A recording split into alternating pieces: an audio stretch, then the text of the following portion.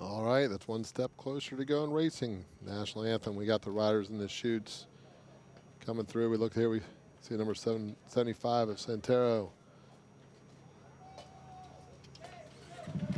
See number 21 bikes are firing up here. Looks like this is the pigtail.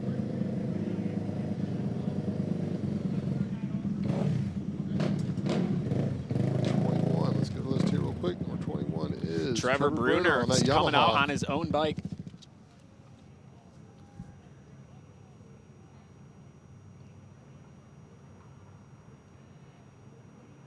Cool thing about this event, Ian, is we do have personalized walkout music.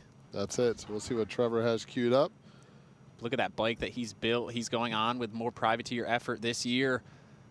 So that is his machine, and he said it is a good one. And Trevor is one. 21. There we go. 21. Can you hit a little rich flex for me? Then 21. I'm gonna guess you got no idea on this one. 21. 21 Savage. You're close. You just forgot the word Savage afterwards. Yeah, bringing the heat, bringing the vibe, and he's getting queued up. And that's one Colby, 0 Ian. That's it. You got it. All right. Just getting it tested out. But yeah, it'll be cool to see what Trevor can do this year. He's very confident bringing his own equipment, not committed to the full series, but we know how that goes once you do get at the first couple. Yeah, and Trevor's had success on the Yamahas in the past. He went back to the Honda last year, but calling his own shots and picking the race he wants to. It looks like he's going to pick and choose some this year. So it'll be good to see what Trevor can do. Such a talent, and he had some solid successes last year with Turner, but having back here on the Yamaha, it'll be good to see, and this will be a good place to see it.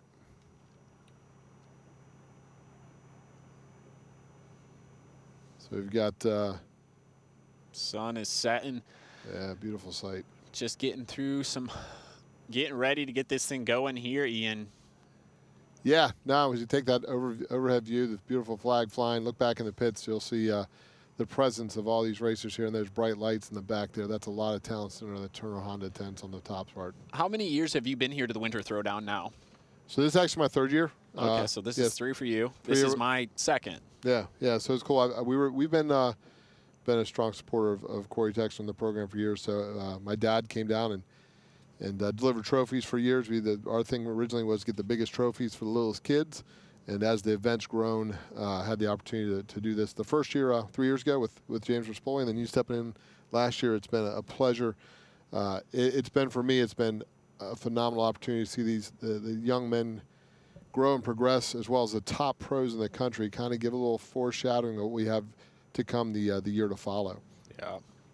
And Mission Foods is such a strong part of this program, both at the national level, but also here at the Throwdown. Couldn't do without Mission Foods, Yamaha Motor USA, along with Dunlop Tires, John Christner, Spectro Oils, Fredericktown Yamaha, Parts Unlimited, Kicker Audio, Roof Systems of Dallas, Motion Pro, the Shop Dayton, D.I.D Chain, Holeshot Powersports, Turner Racing, First Impressions Racing, Bob's Transmissions Auto, Tommy Doodle Fine Jewelers, Arai Helmets, as well as Walker Porter Racing and Randy Setoff to make this 1v1 challenge night happen here in Callahan, Florida.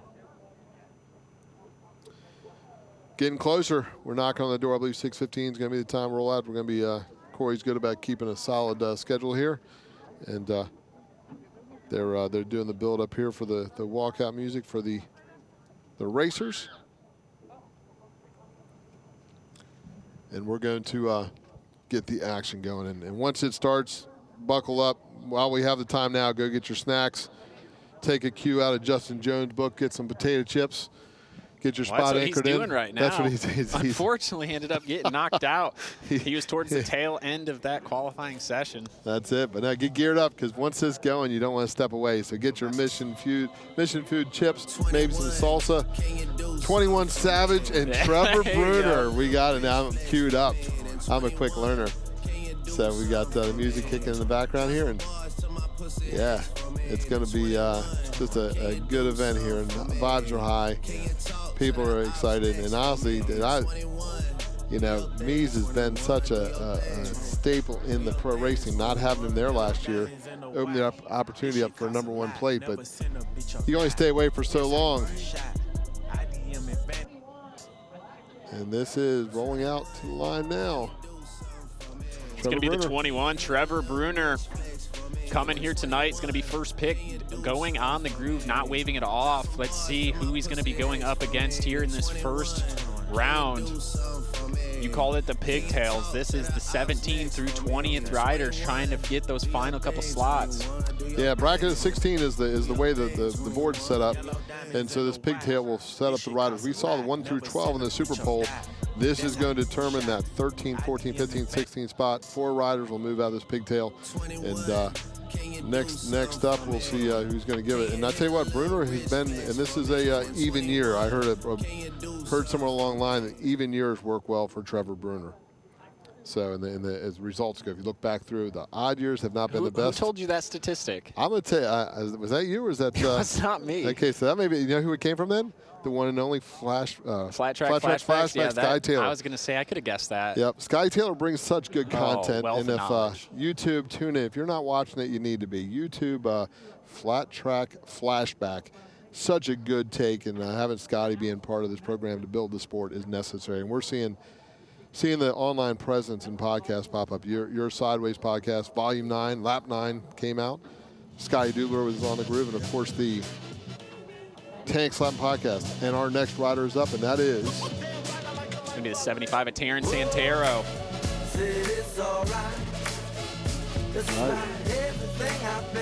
You got it?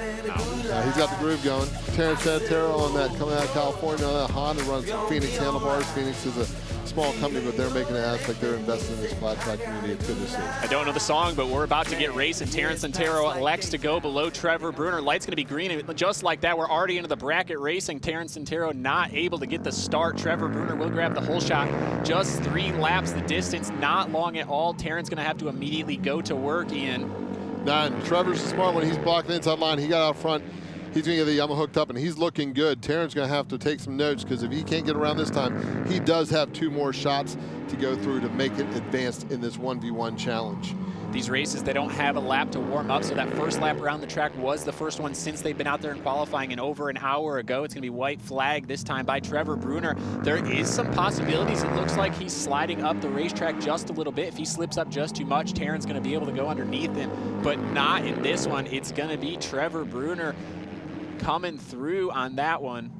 Yeah, and Trevor, it looks like as we're watching this, the one advantage of being these pigtails, these guys with the sun going down are going to find a little where the traction is, where the traction isn't. So even though they have to work their way further up the bracket, they do have an opportunity to get on this track and see what's going on, and that could be their advantage as they advance. Looks like Santero's going to have the option now. He'll pick his spot, see if he goes up there and gets that traction on the groove, and then where does Bruner go? Bruner's going to look like he's going low side. Now the challenge is going to be to beat him in and push Santero wide going into turn 1. See that Yamaha can hook up. Bruner's a more aggressive rider, so let's see, is he going to be able to, he's got to get a good jump off the line, which he does. They're going to go elbow to elbow. It's going to be Bruner advantage. Terrence going to try to hold on around the outside. Oh. Trevor takes him way up the racetrack. Terrence not going to like that. He's not able to get the drive, though, down the backstretch, so it's going to be Bruner. Santero's got to do something. If he doesn't win this, he's out of the event. Bruner coming to the first turn. Front end was tucking under, so he's got to hold together. That's going to open the door for Santero to maybe get a run here. His front end's not hooking up quite the way he wants to, so he's going to have to ride super defensive. And here comes Santero on the inside. Yeah, and Santero had the chance there. He did not commit to it fully. It's going to be white flag this time by. He's had 2 chances. He's going to have to go for it. He does. He moves Bruner. Is he going to be able to hold it? No. He was not fully committed when he ran into him, not able to keep that drive going forward. He did not want to knock Bruner down. Classy move, but unfortunately that is going to be it. The class is going to end right there. Bruner moves on. Santero is going to be done for the night. Bruner wanted that spot. He was not give it up. Now he moves on, and Santero goes home and watches.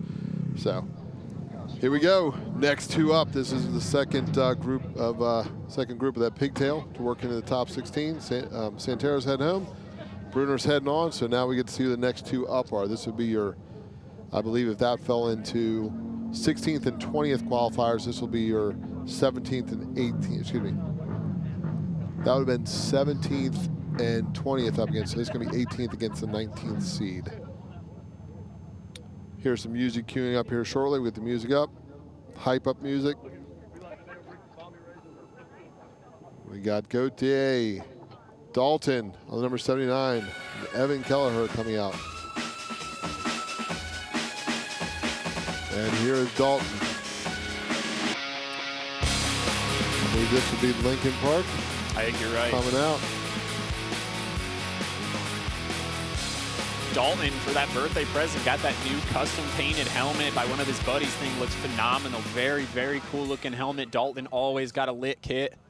And that mended gear coming from the moto side. Mended, Malcolm McCasey's really doing his part with road recovery, really supporting the injured racers, and Mended is part of it. And that gear fits Dalton style. So can't wait to see what the 79 does. He's looking the part. Now he has to look to the win. Now we're waiting for Evan Kelleher. Going to make his way out in the next spot.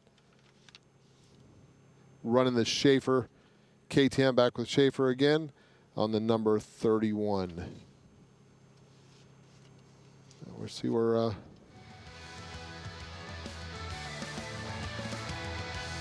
little drop. You're coming straight out of Massachusetts with a drop kick Murphys. You can't go wrong with that, right? No, I feel like I'm walking into a bar that starts with the word Murphy in it. Dude, it's the way it should be.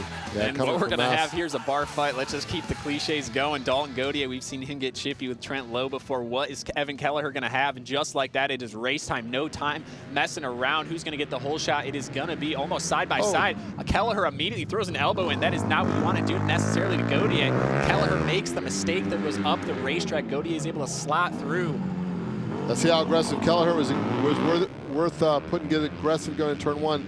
See if he's going to be in position and try and make a move again. But Dalton's a smart rider. He's going to hold that line tight, not open the door, tuck it up the inside. He is almost all the way into getting this away, getting the first one in the books, and then he'll have to line up again and see if he can hold Kelleher at bay for one more time. Gautier is going to pick up the white flag, but look right here. You see all these riders just kind of sliding right there. They have no front or rear traction. You really saw it there with Kelleher. He actually lost the front end. There's something going into turn one there where the track just gets so hard and dry and slippery where you end up kind of just floating for a second. You don't have front or rear wheel grip. You're just sliding up the racetrack, and I've noticed that with all of these guys. No one has been able to really handle it. Kelleher really showed it there dramatically on that white flag lap, but Gautier will pick up the first one.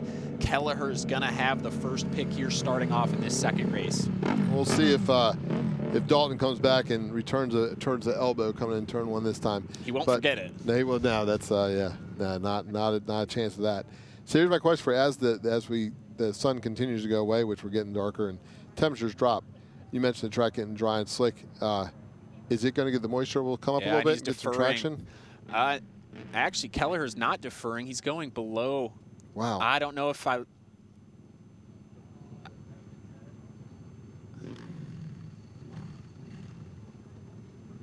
Just getting ready for this one. I don't know if I necessarily like how he went below him. Let's see how he ends up. He's able to get the start, though, so wasn't on the groove. I didn't like that move, but down lower he was able to get the start for Gautier. Gautier immediately tries to turn it under him. Gautier is going to slide it off in there, and oh, he's able to barely get the thing stopped and moves Kelleher up the racetrack. Gautier, phenomenal short track rider, is one of the best I have seen, and he does move Kelleher up. Kelleher's going to have to do something with just 1.5 laps left. Yeah, it looks like Kelleher got shook a little bit there. Kelleher had a heck of an approach with racecraft, trying to find a way to beat Dalton that first turn first. But Dalton, like you said, is a short track specialist. He has got many laps. And he's got bike control like no other rider has. He can put his bike in places. Mikey Rush is another rider that has that level of bike control. Going through 3 and 4 for the final time. Gautier is going to pick up the win here and move on to the next round. Look over his shoulder, taking that flashy style to the win and moving on to the bracket of 16. So here we go. This is where it gets dicey. We'll go 4 head-to-heads. And wheel to wheel, it looks like Kelleher, even though he didn't make it, having a good time. Just glad to be here in Florida racing the 1v1. We're all having a good time. The good part about that is every rider that lines up takes an envelope home with some money. All right, looks like we've got the 17. That's good. Looks like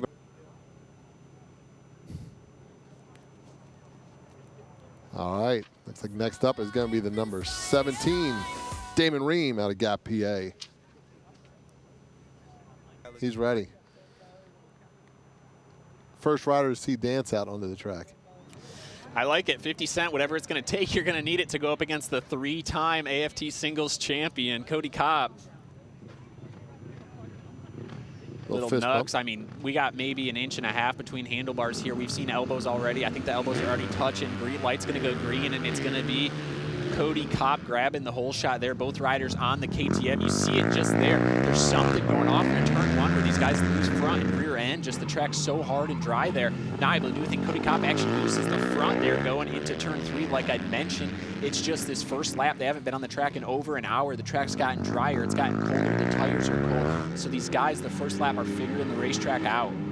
And Cody's doing his best. If you watch him come down this front straight, he'll turn that bike before he gets to the turn, so he's straight coming into turn 1. Try to fight that front and push it. Now he's got a straighter shot through, straighten it up, and then try to aim it down the back straight. Takes a look over the shoulder. He's got plenty of room. Looks like Damon's going to take a look at the track, maybe try to line back up there and get something for Cody, but that is a multi-time champion he's up against. It's not an easy feat.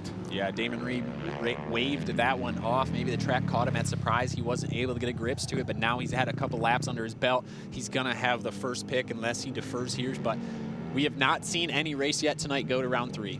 All these riders have dominantly won the first 2.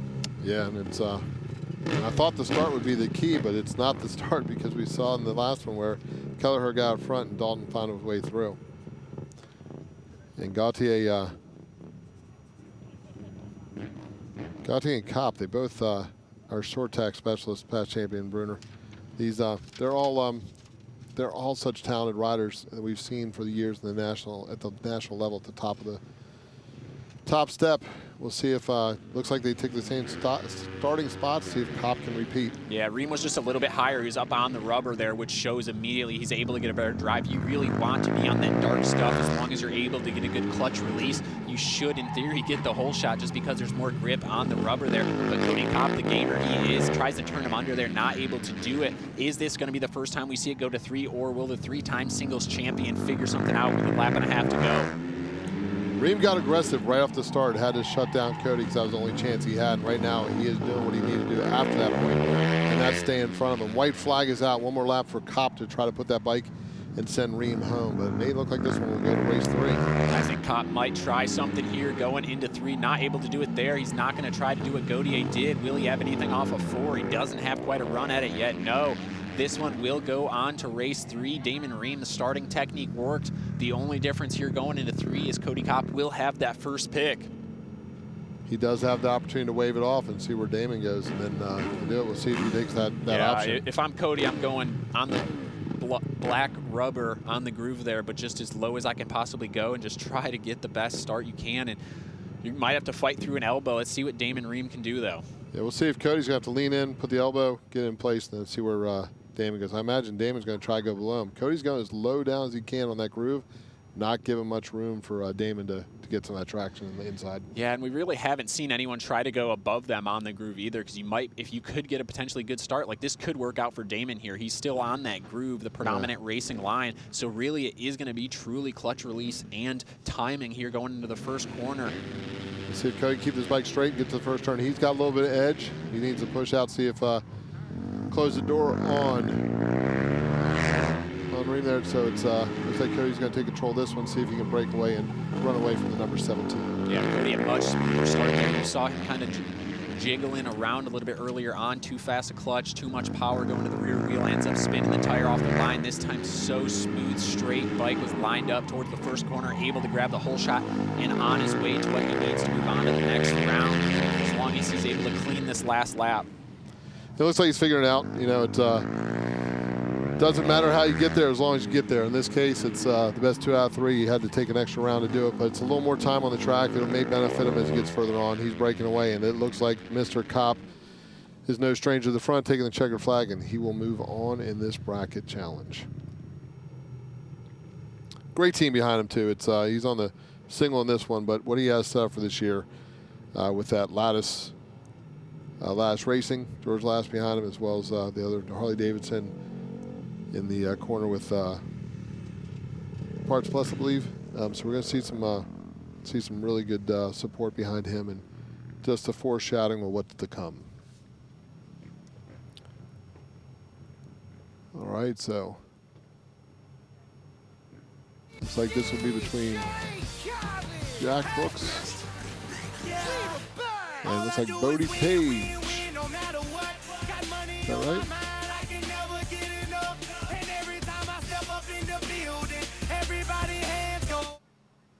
All right.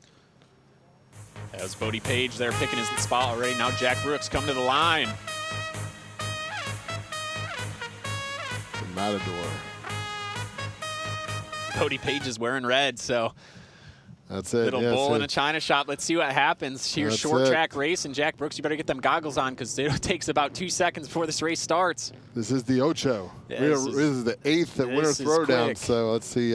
We got moto gear, we got leathers, we got a shield, we got an Australian, we got a mid-American kid, and Brooks on that first impression isn't wasting any time getting out front.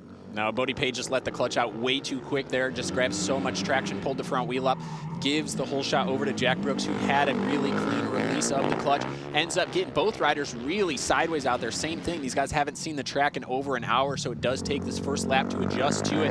But Bodie Page already given a few bike lengths up. Jack Brooks just a little bit less than a lap and a half to go. He's going to pick up the white flag here. It's going to be hard for Bodie Page to catch up.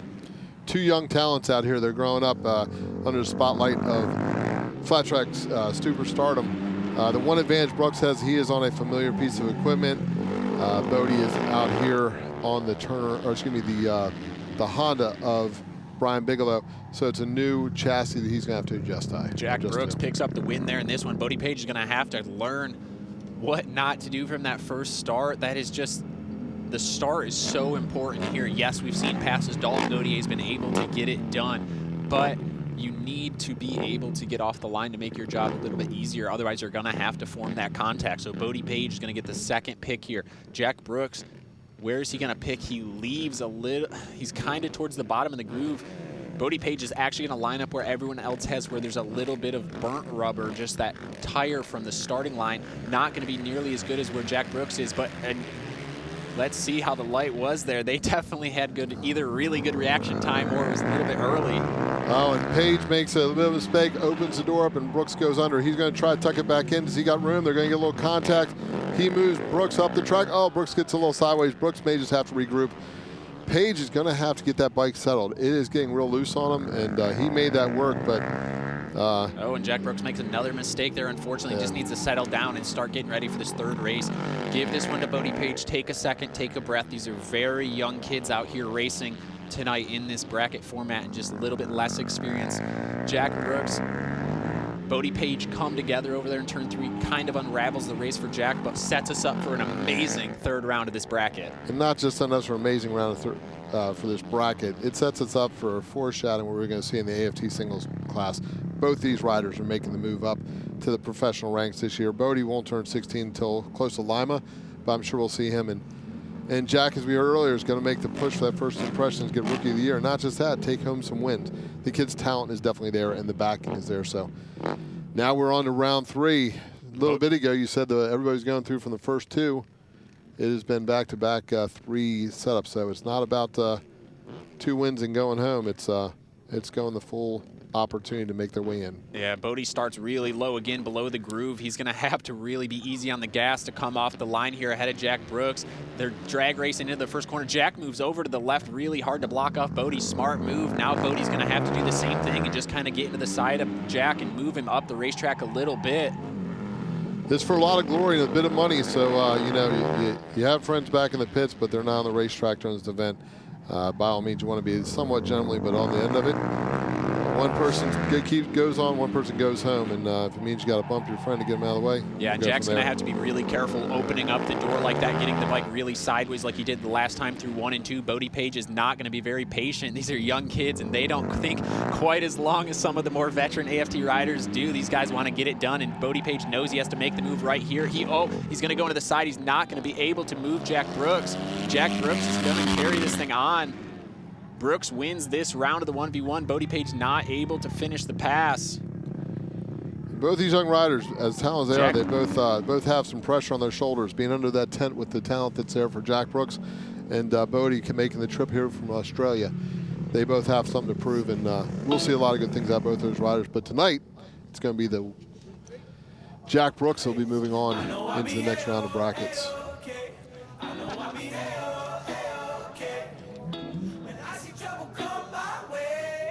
It's going to be our champ. All right. Anything on this one? I know it's the 10-time champion Jared Meese coming to the line on that First Impressions Husqvarna. Nice, nice. Lined up with him will be, I believe that's going to be the 21, Trevor Bruner. Trevor Bruner making his way in at that pigtail bracket. And, yeah, here we go. Now we're going up against the fastest guy qualifier here tonight, Jared Meese.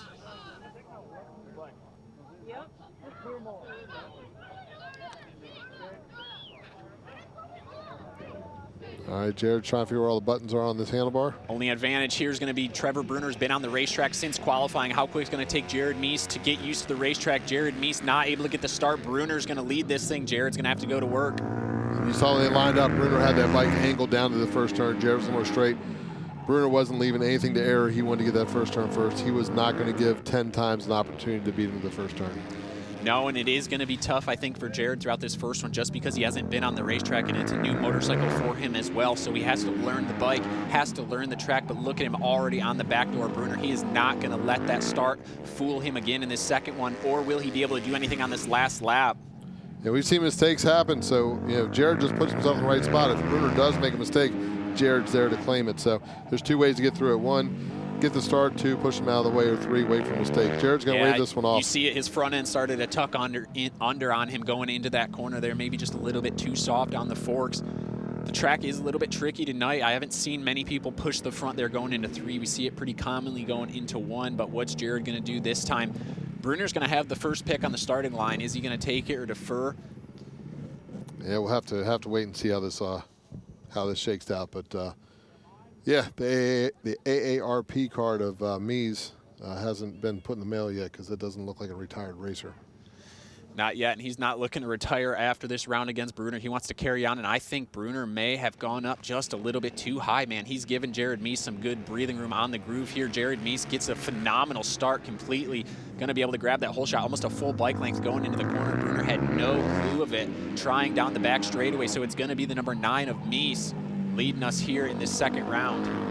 Meese had a taste of victory with that $700 payoff from the Super Pole. He's not ready to go home yet. The row, and there Bruner gets wide. Yeah, so what happened there, Jared Meese started to lose the front. Trevor Bruner started to lose the front as well. Kind of had to really woe the thing up not to get into the backside of Meese there. Meese is really loose. Not sure what's going on here. Does not look like the form he was earlier on in qualifying. Needs to be very careful here because Bruner will go by. Yeah, as out of shape Bruner got it, Meese backed off in turns 3 and 4. And Jared's got something going on with that motorcycle, man. There is something not working. Yeah. This is the first time we've seen him with that heavy wheel on. He was not using that earlier on. Maybe it's putting too much weight on. Something's wrong with that bike. He's just losing the front consistently, and you can just tell. Oh, yeah. Man, what a bummer to see the 10-time champion have some sort of an issue.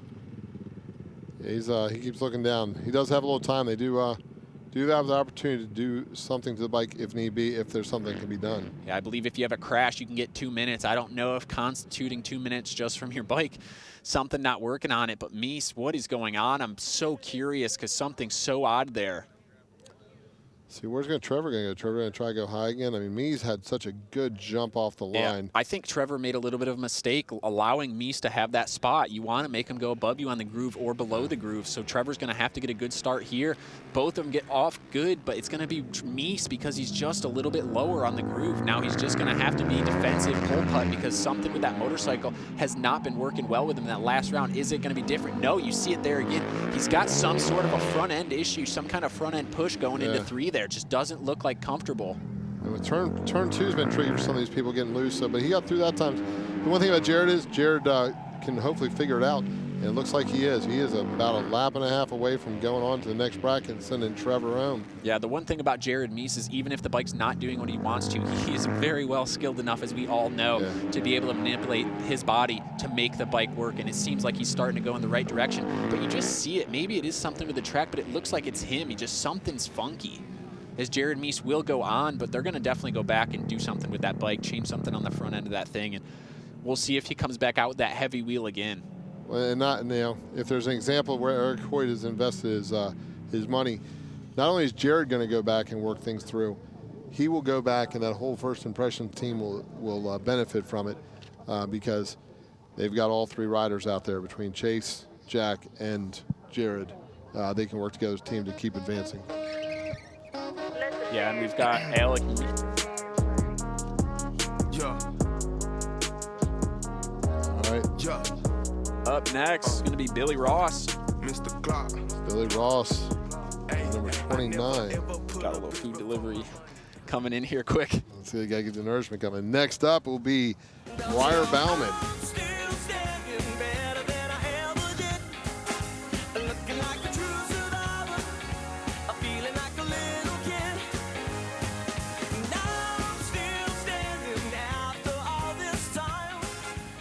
I'm not sure what version of it. That was Elton John and Rocket Man here, Briar Bauman. That's it. Yeah, it's right here. We've got the 29 Billy Ross and the number 3 of Briar Bauman on that Honda. The Brian Bigelow tuned it. I talked to Briar earlier. He said that thing's just a downright weapon. So we see what we can do here in the 1v1 challenge. And Briar gets a phenomenal start there. He's going to grab the whole shot over Billy Ross. But Billy Ross, a sleeper, like I mentioned earlier on, he could definitely put his name in the ring for this one. And he could definitely get aggressive with Briar Bauman. Yeah, we saw it last year. Billy Ross was not afraid to get super tight up against that inside berm there. You get down low. Not a whole lot of room to work with it. I think he's going to pay attention what Briar's doing. May have to reset and take a shot here next time up. He's not going to let him get out of sight.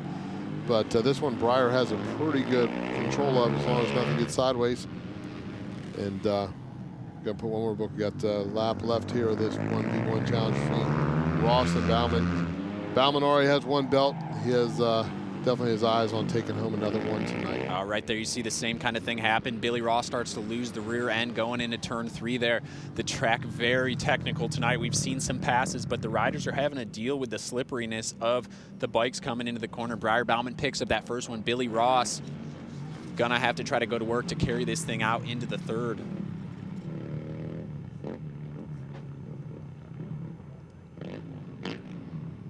And we are working our way through this 16 rider bracket. It's we still have a lot of talent left here on the track right now. Task at hand is Briar Bauman to click off another win, send Billy Ross home, and move on his get another envelope, a little more money, and chance at the title.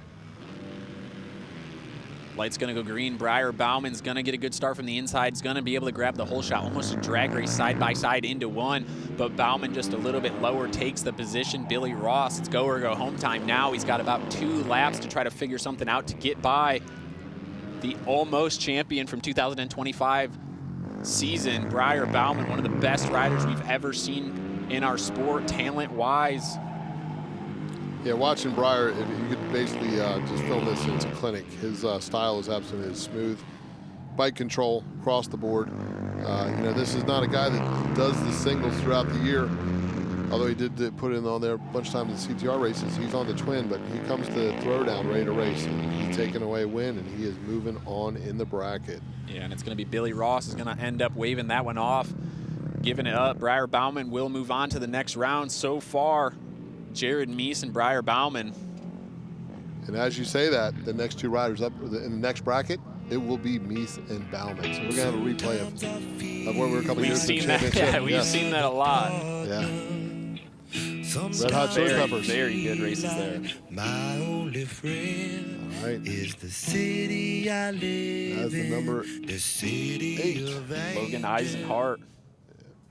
Statue of Liberty, long live the World Trade, long live the King, yo. Over. I'm from the Empire State, that's Jay-Z. Okay, I was making sure you knew. Lisa Keys. That is Ryder the number Reese. 27, Ryder Reese. You didn't see him in the Super Bowl, but that kid was fast in qualifying. Made his mark coming down here from New York. New York's a pretty fast state, right? I don't know. There's been a couple. There's been a couple riders to come out of there. Let's see what they can do here. This is going to be a battle.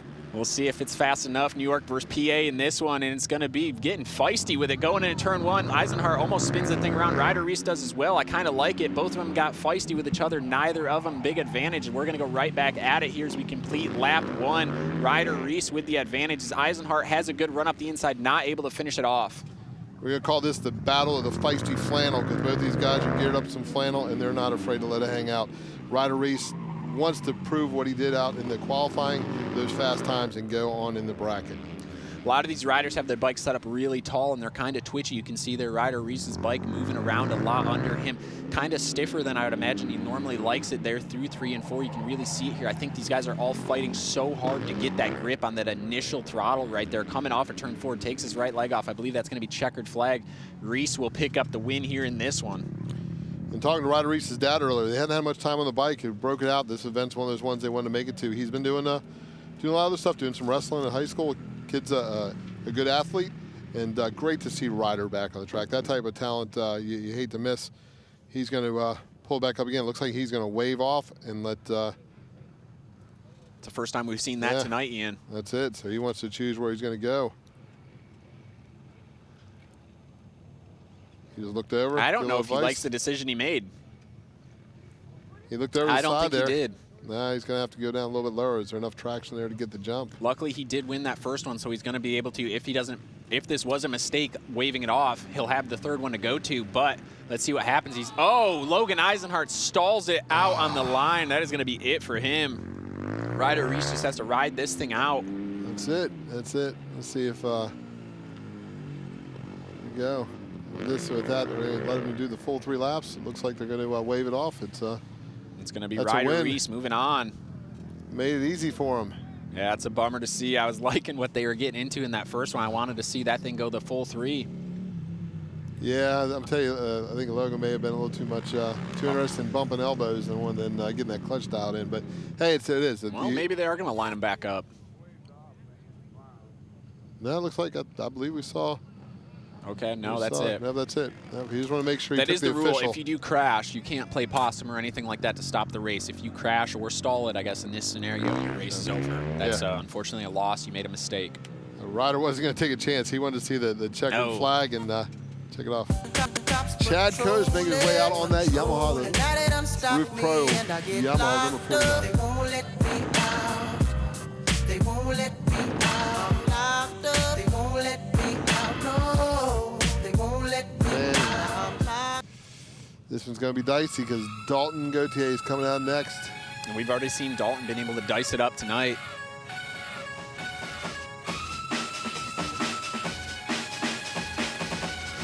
That gold logo's on the front of Pro Roofing. Shiny and got the bling coming from Chad Coase, and we got the flavor of the mended gear Gautier. So let's see what these. And that's the biggest opening we've seen between two riders. Dalton Gauthier aimed down track on the groove. Chad Coase just below the groove. Chad Coase gets a good start, but Gauthier is going to pick up the whole shot. Gauthier knows the track. Chad Coase has not been out here in over an hour since qualifying ended, and Gauthier is using that to his advantage right now. Chad Coase learning the track. You see him slide up just an inch there. Chad Coase almost spins the thing around there in the center of 3 and 4. Keeps in it, though. I like it. Never giving up. Dalton could make a mistake at any time, so Chad's going to keep the pressure on. This is only weekend we're going to see Chad on that 450. He's using it for training purposes. Oh, and Chad almost does it again. He's just getting too throttle happy over there in 3 and 4. He starts to lose the rear, and he tries to get back on the gas to get the back end back underneath him, but it's just not coming back, and it's just going even worse farther out. Sorry, Ian. No, man. By all means, you're in. It's just, again, I can't help myself from talking right there just because there's so much struggle. Jared Meese had the same issue there in 3, and it's interesting. Dalton Gauthier, you didn't see any of that out of him. Riding position, approach, being in the catbird seat sometimes is not always the best place to be. Dalton got to pick his line. So Chad had to maybe try to get too aggressive, and it was not working. Let's see what adjustment he can make as he pulls around here. Chad's an incredible talent. Moving up to the Twins this year, which will be interesting on the MT-07s. But yeah, right now the task at hand is to beat Mr. Gauthier, make it go to a round of 3. Okay. Go from there. So Chad does move up. I like that better. He's starting more on the groove. He started below the groove on that initial start. Dalton Gauthier is aimed to the left, though, so these guys could come together here off the line. They are going to know. Dalton just completely smokes him off the line. Chad not able to get the start. New bike, Yamaha. He has not been on one of these before, so he's just getting his legs under him as far as racing the Yamaha 450 here. And like you said, he's racing the Twins class. Dalton Gauthier been racing in the singles class. Believe he is going to be in the Twins class this year on that new Aprilia. Yeah, Aprilia's going to be work for it when it hits the track, so it's a lot of good stuff to look forward to as we move on to the AFT series that starts in Daytona just a little bit over a month and a half away. And Chad Coast not giving up on this one. He's got a lap to go to figure something out. He's going to have to try to throw something in on Dalton Gaudier here into turn 3. Is he going to get a drive off at 2? No. Is he going to have something deep through 3 and 4 here? You can kind of go up the inside, but he's not going to be able to do it. It's going to be Dalton Gaudier taking it home. Chad Coast giving him the nod. Dalton taking the nod back, and that's a win for Dalton Gaudier. These two guys have been racing for years together. There's a little mutual appreciation. Yeah, I don't think Dalton wanted to see Chad that early on in the bracket. I think he wanted it. They're good friends. I think he wanted to see Chad go deeper in the field. Yeah. But unfortunately, you got to beat your buddy. All right, and here comes the lowdown, Trent Lowe. Heading down the track. Yeah. Hey, hit records on my demo. Did y'all boys not get the memo? I do not stay at the Intercontinental. And anything I got is not a rental. I own that motherfucker. Figured out this shit is simple. Next up, Cody Kopp. Coming out, so Kopp against Trent Lowe.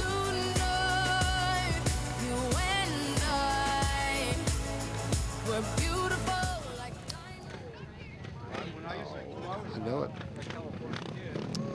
Sit on it. Sit on it.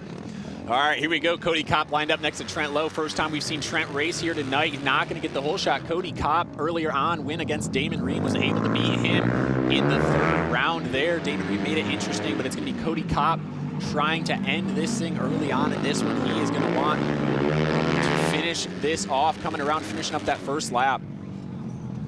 Cody is figuring the track out, and it's obvious here. Trent's going to have to watch a little bit, regroup for the second one, because I don't think Cody's going to give him the opportunity. Cody starts to his front end there.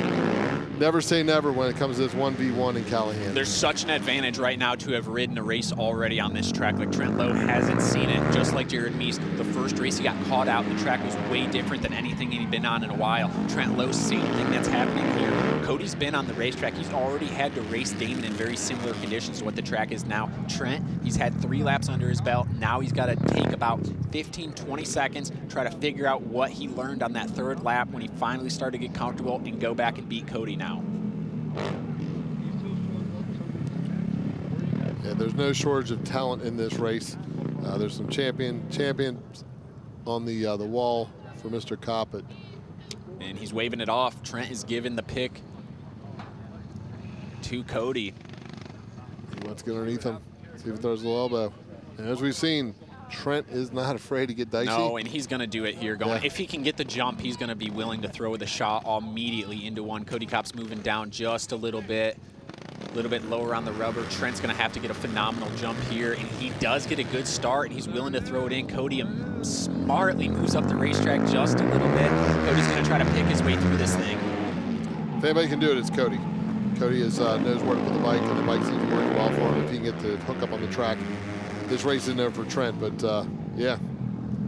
Trent brings his A game to Callahan, and Cody's right there with him.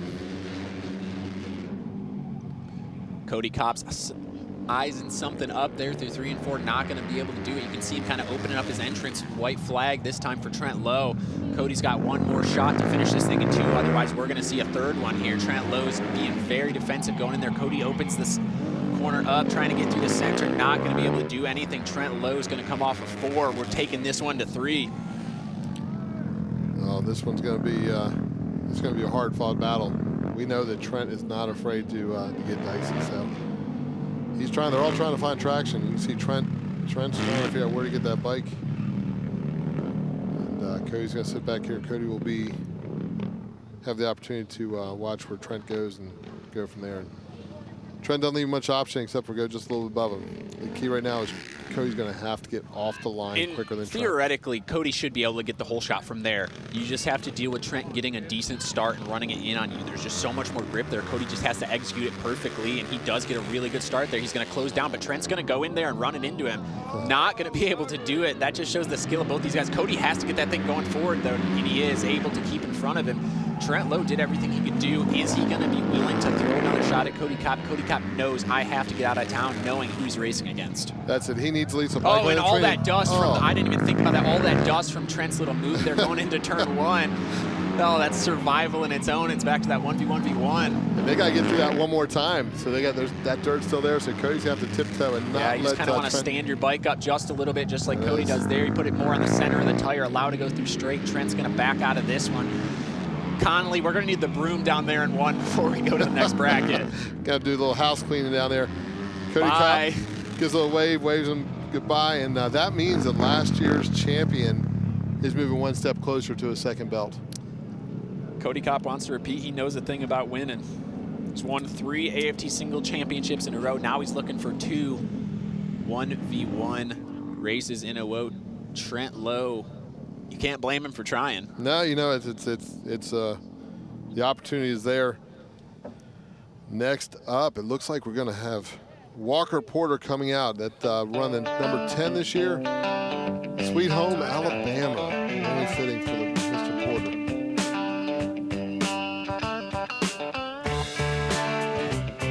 All right, Tyler Radjo is pushing out the bike for Walker Porter, number 10, Turner Honda. And the Bear, Cory Texter. Thank goodness he told us. Now I would have known it. Okay. Ash Ketchum coming to the line. Hopefully he's not out there looking for Diglets, because it is not time to do that. He's got to go up against Walker Porter, his teammate tonight. Mike Turner walking the bike out, 2 Turner Racing Hondas. No idea who Mike wants to win this one. Let the best man win, but it could be Ash Ketchum. I kind of hope he moves on, because I'd like to hear that song again. Bringing that Pokemon flavor to Throwdown. All right, neither of these guys have been on the racetrack since qualifying, so there's going to be no advantage as far as knowing the racetrack slickness. Is the dust all going to be off going into turn 1 there? Lights about to go green. Cory Texter phenomenal at starting. Is he going to be able to do it here tonight? He does get a good start, able to get ahead of Walker Porter. Walker's going to sit back, try to take some lines. One advantage that Walker has, he has time on that Turner bike. That's that Cory has time on this Callahan track. How willing is Walker going to be to get into the side of the promoter of the event? You know what? Right now, we're going to see it, because he's getting in the side of the promoter of the event. And Cory backs it off and lets Porter work his way through. Just a little bit. Man, the corners are very tricky to get into tonight. We saw that there. Cory just slides up a little bit into one, opens the door, and Walker Porter, an aggressive short track rider, able to finish the pass. You know, the thing about that, though, that was a textbook move. It wasn't overly aggressive. It just was got wheel to wheel, push them up. No, and if that happens, if a rider in front of you allows you to get through that far, as Walker Porter will pick up the win here in the first one, if the rider in front of you makes a little mistake like that and you move up the track, you have to go for it. It's not dirty at all at that point. And unfortunately, the rider in front will typically want to move back down to get defensive. But at that point, if you start moving down and you and the rider get collected together, it's just unfortunate because you started the circumstance. It's this is short track racing, not ballroom dancing, and it's if the door's there, you take the opportunity, because you may not have it again. Yeah, and Cory Texter's going to have to go try to get another one of those starts, and he did it from that exact same spot last time. I like his chances to do it again, but just cannot make that mistake going into one. Maybe need to stand the bike up just a little bit more like we saw Kopp do, going to that dust. The light's going to go green. Cory Texter's off. No, Walker Porter's going to pick up the start, moves down. Cory not able to do anything with it. Now, I tell you what, Cory's got a lot of talent, but the heart and soul behind Walker Porter and their race program, that kid's been pushing hard for years. To see him come together, run the number 10, it's good to see. And Mike Turner's not going to be disappointed either way this race ends up.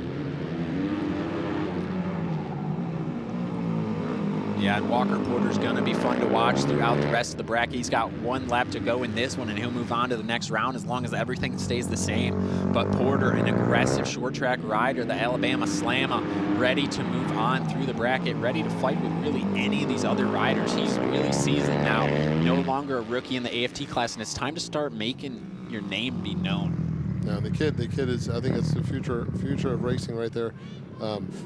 He is such a talent. Watched him grow up over the years on the 80s, moving up the amateur ranks. Turner saw the potential in him, got him on the amateur program, brought him in last year as a rookie, and now we're seeing what he can do against some of the best in the country. Walker did an amazing job there, but Cory had Pokemon to catch. He did. That's just, we'll put it that way. That's it. All right, next up is another low. Let's see if Jared can take the name through. With Trent head home, Jared has one more time to honor the family name and move up the bracket. Caught the BMW, new deposit, I picked up another bag. Like, fuck it, I'ma count while I'm in it. I hear planes flying, crowds screaming, money, counting chains, clinking shit, I guess that's how it sound when you win it. I ain't joking, do it sound like I'm kidding.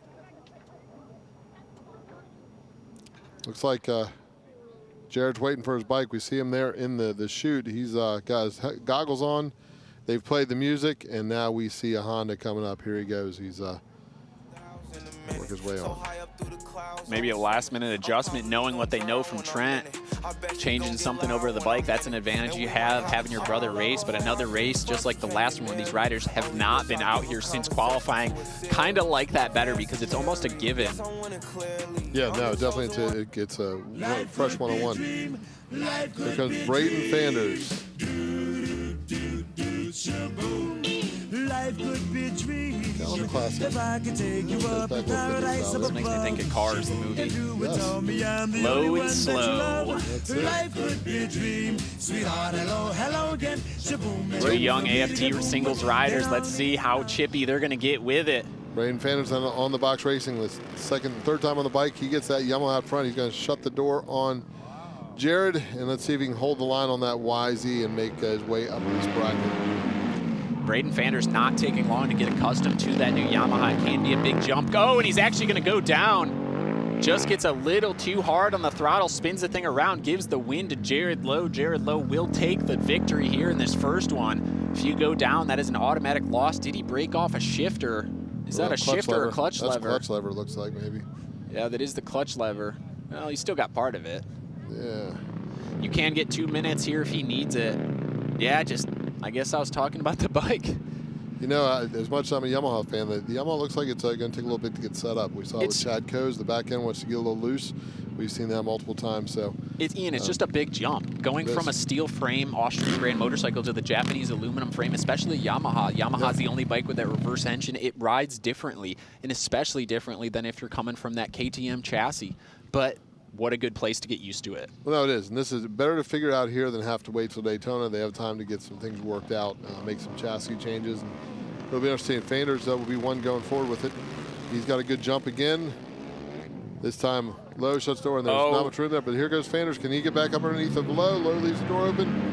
Fanders isn't going to leave opportunity. Now he just has to keep that thing on rails and work his way through this race. Fanders ended up almost actually going down in a turn one there off that start. He got in that really low dust, and the thing almost spun around backwards on him. But Jared Lowe made a mistake allowing him by. Fanders starting to walk away with this one, making up for the loss in the first round. White flag for Fanders. You know, it's interesting to see it. That thing spins up pretty quick. You're seeing it's on the gas. He's still got some time to go. That thing's loose. He is not used to that bike, and he is not liking it right now. I can tell you that. He needs to just calm down just a little bit, get this thing to the finish line, go back to the crew, and maybe he's just riding it too hard. You can just tell he's frustrated with the motorcycle. And I'm serious. It is such a big adjustment going from a KTM to a Yamaha. Yeah, no, and he's been on those steel chassis for a long time. I think his whole time on big bikes has been on steel chassis. So this is, you know, like I said, shake off the cobwebs, figure it out. But Jared has another opportunity here to. And if I'm Jared Lowe right now, just be calm. You saw how many mistakes just happened there. Just be calm, get a good start. And if you're not hole shotting, get pressure Braden, pressure him, because he's made a few mistakes there. But if I'm Braden, take a deep breath, get to the hole shot here, and just pull putt right around the bottom, get back to the truck, and start making some changes. Here's Braden. Braden's going to have to hold that tight line. He has been so solid here at Throwdown. Love to see him put it back together and get it again. But looks like Jared's waving off. I'm not sure what happened there, but Jared's waving off. That's going to give a. See what's going on here. They're both kind of looking around. Braden's going to have to keep going through and get that checkered. Did someone jump? Huh? Braden's not happy. I'm not sure if somebody jumped or what the situation is, but Braden's definitely not happy about it. Get to wait here for the word from Kyle Snyder's down there. Ryan Conley, they're going to get. All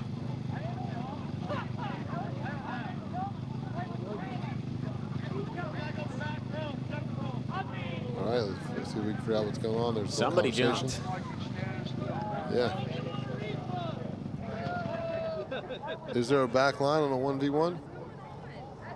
I don't know, but I like listening to it. Yeah, seriously. We'll let these boys settle it out. That's these it. young men. All right, let's see. All right, this is a first. We haven't seen a jump in a 1v1, so. Yeah, I believe one of them is going to be going to the back row. Maybe they're putting the line out there right now. Braden Fanders is pleading his case, saying he didn't jump. Jared Lowe's not saying much. Yeah, although I think Jared must have had a. Oh, they're saying Braden jumped. Jared knew something because he threw his hand up like something had happened. All right, so this is potentially worst case. Braden Fanders has to stay calm here. I mean, you are already so making few mistakes. I mean, there were so many mistakes going on. Just try to take a breath, stay calm here, and try to run him down. Just don't do anything. You see mistakes happen. He's right there. If Jared messed up, Braden just has to get underneath and make a move. Just like that, Braden's off to a good start. He's staying calm throughout this first lap. You have 3 laps to do the job. Put pressure Jared into a mistake. Jared wasn't prone to mistakes either earlier on in these races. Yeah, but we've seen the track go away, and I'm going to tell you, Braden is knocking on the door. He's not going to be afraid to try to put it under him. The key is keeping that YZ straight out of turn 4. Yeah, and I just think working on getting the throttle applied smooth going through here, but you're going to have to make the move. We're running out of time. It's going to be 1 lap to go here. Jared Lowe looking to move on. Keeps trying to put his wheel up in there into turn 1, but not able to do anything with it. Jared Lowe is going to lead us into 3 and 4. As Braden Fanders going to take a shot off the inside. He is going to. He moves Jared Lowe out of the way. Oh, he spins it around, high sides it. Oh, and the double bird. I don't. Not the debut necessarily wanted. Yeah, Braden, he's going to have to chalk this one up for a little bit of learning process, but he wanted Ian, to move let's on. go fatherly advice. Yeah, try to find the bright side of here. Here we go with another first impression rider coming to the track. This is the first 1v1 champion we had here 4 years ago, and it's Chase Sadoff making his way to the track.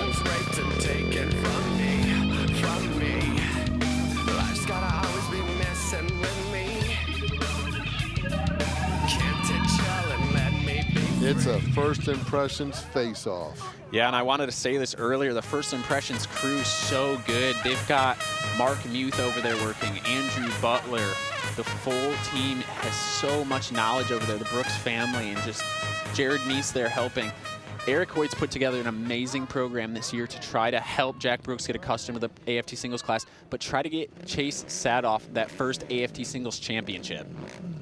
Here we go, lights about to go green. Connolly's gonna walk off 3 laps the distance, and it's gonna be Jack Brooks getting a good start, but Chase Sadoff, no. Jack Brooks is gonna carry it around the outside, but goes in just a little bit deep, loses the rear end. Chase Sadoff will take over the lead. Chase is at home. Looks like he's at home on those Till chassis. The Till chassis are working well here tonight. So making the move over the first impression Husky. Chase is finding his way around this and looking really good. He has a good shot. The way he's looking right now, I'm going to tell you, Chase has to be one of the favorites going all the way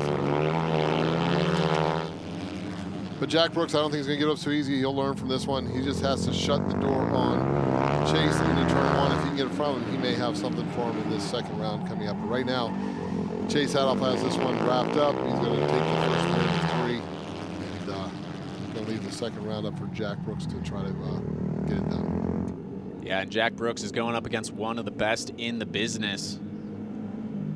Oh, yeah. If anything, there's an opportunity for Jack to get his notebook out, take some notes, and put it to use when they move forward here. And if you're going to lose to somebody, why not a teammate? You know, we've seen it already with the Turner Hondas out there together.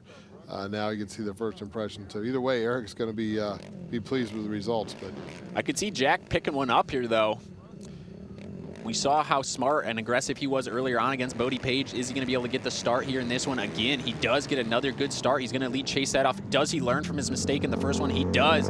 Just like that, the rookie is making adjustments throughout the race periodically, and he's going to lead us this first lap. And honestly, that shows the level of talent this young man has. He took the notes, he figured it out, and now he just needs to keep Chase at bay and put the Husqvarna to work. Yeah, and Chase is getting a little heavy on the gas there last lap through 3 and 4 here. Let's see if he adjusts. He does. He's not going to get quite as sideways. He was really hung out last lap. Jack Brooks is looking really smooth here in this one.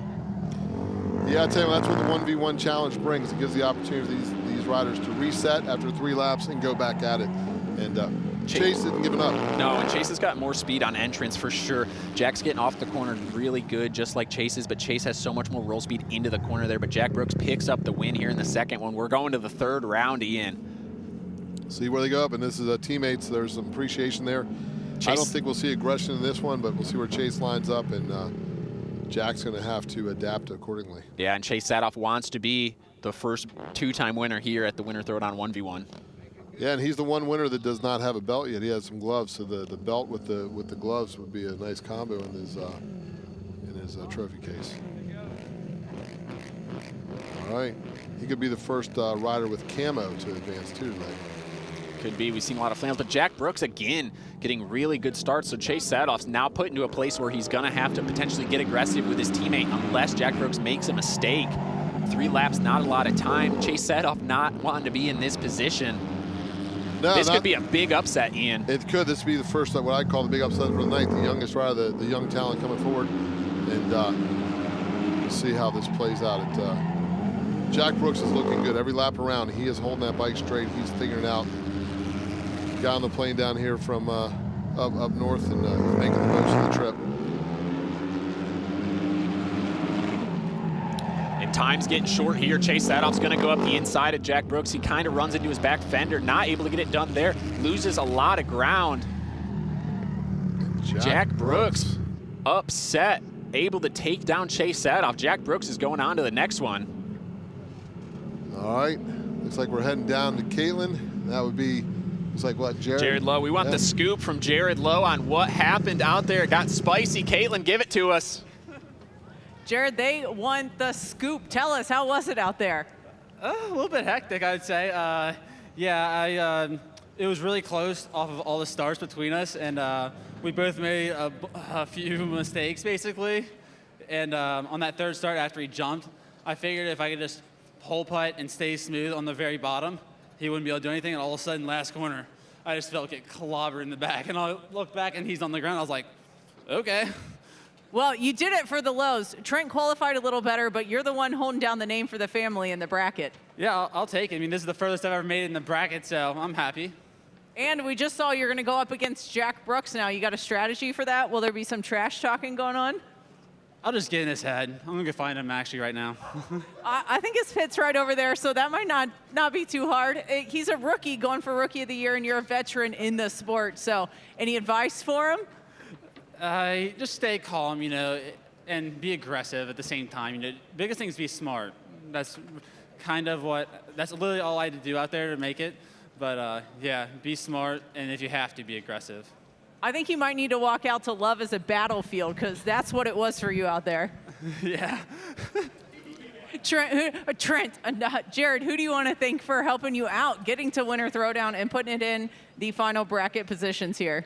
Yeah, Mom and Dad, of course, Big R Racing, Lil Debbie Racing, Vincent Construction, Al Lambs, Dallas Honda, Helmet House, SPC Racing, LNR Racing, Mike Butler Racing, Timbers Edge Farm, Sure Racing, there's a ton of them, Honda Fairfield, Elite Fitness, and the Flat Track Fan Club wants a shout out too, so I'll give it to them. All right, good luck out there. We can't wait to see you and Jack Brooks go at it in the next round. Thank you. I appreciate Caitlin bringing that Guys, we got a battle trackside. shaping up. Yeah, and I think George Russell would be proud of the performance that Jared Lowe just put on there.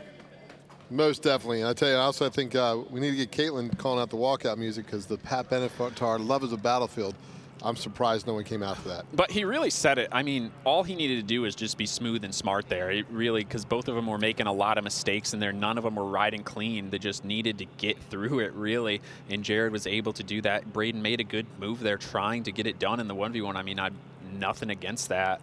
A lot of notes were taken, and it'll move on to the next round of 4 races. But we still have more trackside action. We're going to get down here with Caitlin with some more interviews. We're here with Emma Gotch, Build, Train, Race, the Royal Enfield program during the AFT events, but you're also racing the women's class here tomorrow and Saturday. Tell us about your weekend and what you have coming up this year, Emma. Yeah, I'm racing the women's and then the 450 amateur class tomorrow. I'm also part of the Build, Train, Race program, and that starts up in March at Daytona. How long have you been racing flat track, and what got you into it? I've been racing since I was 4, and just my brothers and my dad got me into racing. Is this your first time down here at Winter Throwdown? Yes, it is. Okay, tell the fans at home, what is the vibe like here at Throwdown? I thought it was going to be a lot warmer, but it's pretty cold. But there's some good battles out on the track tonight, and I'm excited to race tomorrow and Saturday. I mean, how often do you get to see Jared Meese and Cory Texter and Cody Kopp all racing in the same bracket? Not very often. And like you said, a lot of good battles on the track. Who do you have for taking 1v1? I don't know. I'm not really sure. My bets aren't really matching up. Okay, so maybe who she had going in isn't seeded to go into the finals, so we'll have to see. Anybody else you want to thank for helping out with your race program? Just my friends and family for helping me get down here. And if people want to sponsor you, how can they find you on Facebook or social media? Just Emma Gotch on all social media. Okay, well, good luck out there. The first time we met was 2 years ago at Nationals, and look at you now, part of the Build, Train, Race program. Yeah, it's pretty cool to see how things can change. Well, we're super proud of you, and we're looking forward to see more racing action on the track as the bracket racing continues here at the 2026 Mission Foods Cory Texter Promotions Winter Throwdown. All right, thank you, Caitlin, once again bringing the trackside information to us. And that's just a great example of how the sport's growing. That Build, Train, Race program where the women get together. They not just race the bikes, they build them, they develop them, they tune them, and then are featured at the premier level and the AFT, some of the AFT events to bring it to the attention of the rest of the world. So it's good to see those racers coming down. And Emma, especially with the addition of the women's class, once again see her out there as well as racing against the boys, making her mark there. But we need to take a moment really once again to thank the sponsors that make this happen here at the Winter Throwdown. We've got, of course, Mission Foods does all they do for the sport, and no difference here at the Winter Throwdown Volume 8. Yamaha Motors, Dunlop Tires, John Christner, Spectro Oils, Fredericktown Yamaha, Parts Unlimited, Kicker Audio, Roof Systems of Dallas, Motion Pro, the Shop Dayton, D.I.D. Chain, Holeshot Powersports, Turner Racing, First Impressions Racing, Bob's Transmission Auto, Tommy Duma Fine Jewelers, Araya Helmets, Walker Porter Racing, and Randy Senoff for the 1v1 tonight. Thank them all for being here. Support those that support the sport. And we got a lot of racing action left ahead. 4 head-to-head challenges coming up. We're down to the 8 riders. We're going to have Mies against Bauman. That's a head-to-head we've seen for a number of years. And it's amazing to have it back here again at the Throwdown. Reese and Gautier, Kopp versus Porter, and Lowe versus Brooks. We're getting a lot of texts coming in about that battle between Jared Lowe and Braden Fanders. The people at home are enjoying what they're seeing, and I think we've got a lot more coming, but it looks like Caitlin might have another aggressive rider down there. Haven't seen too much from him yet, but he's got some tricks up his sleeve, Caitlin. Yes, he does. Speaking of rider recent, Dalton Gautier being one of the next battles. We got Dalton Gautier down here. Dalton, how's the track coming around tonight?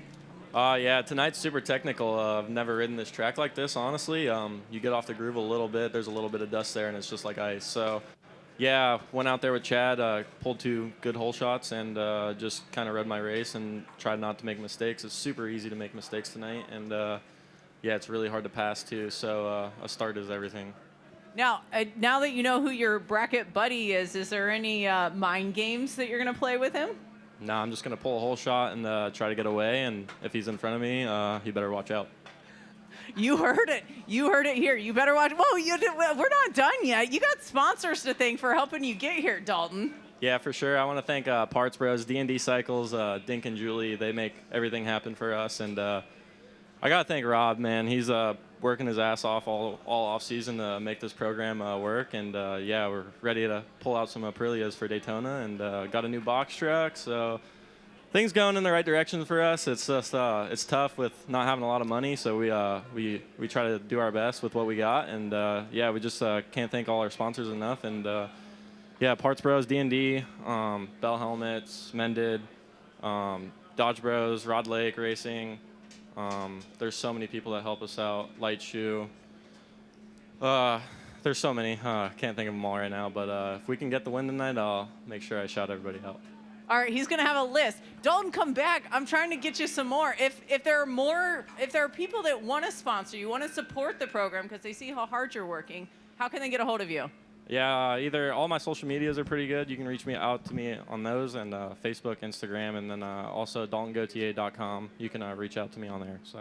There we go. See, he's got a website, and he's throwing it down. He's got to take out Ryder Reese, and he's got to go get the bike set up. Yeah, hopefully have a good night and move on from the next round. Perfect. We'll see you out there. Now that I'm done, he's not going to leave.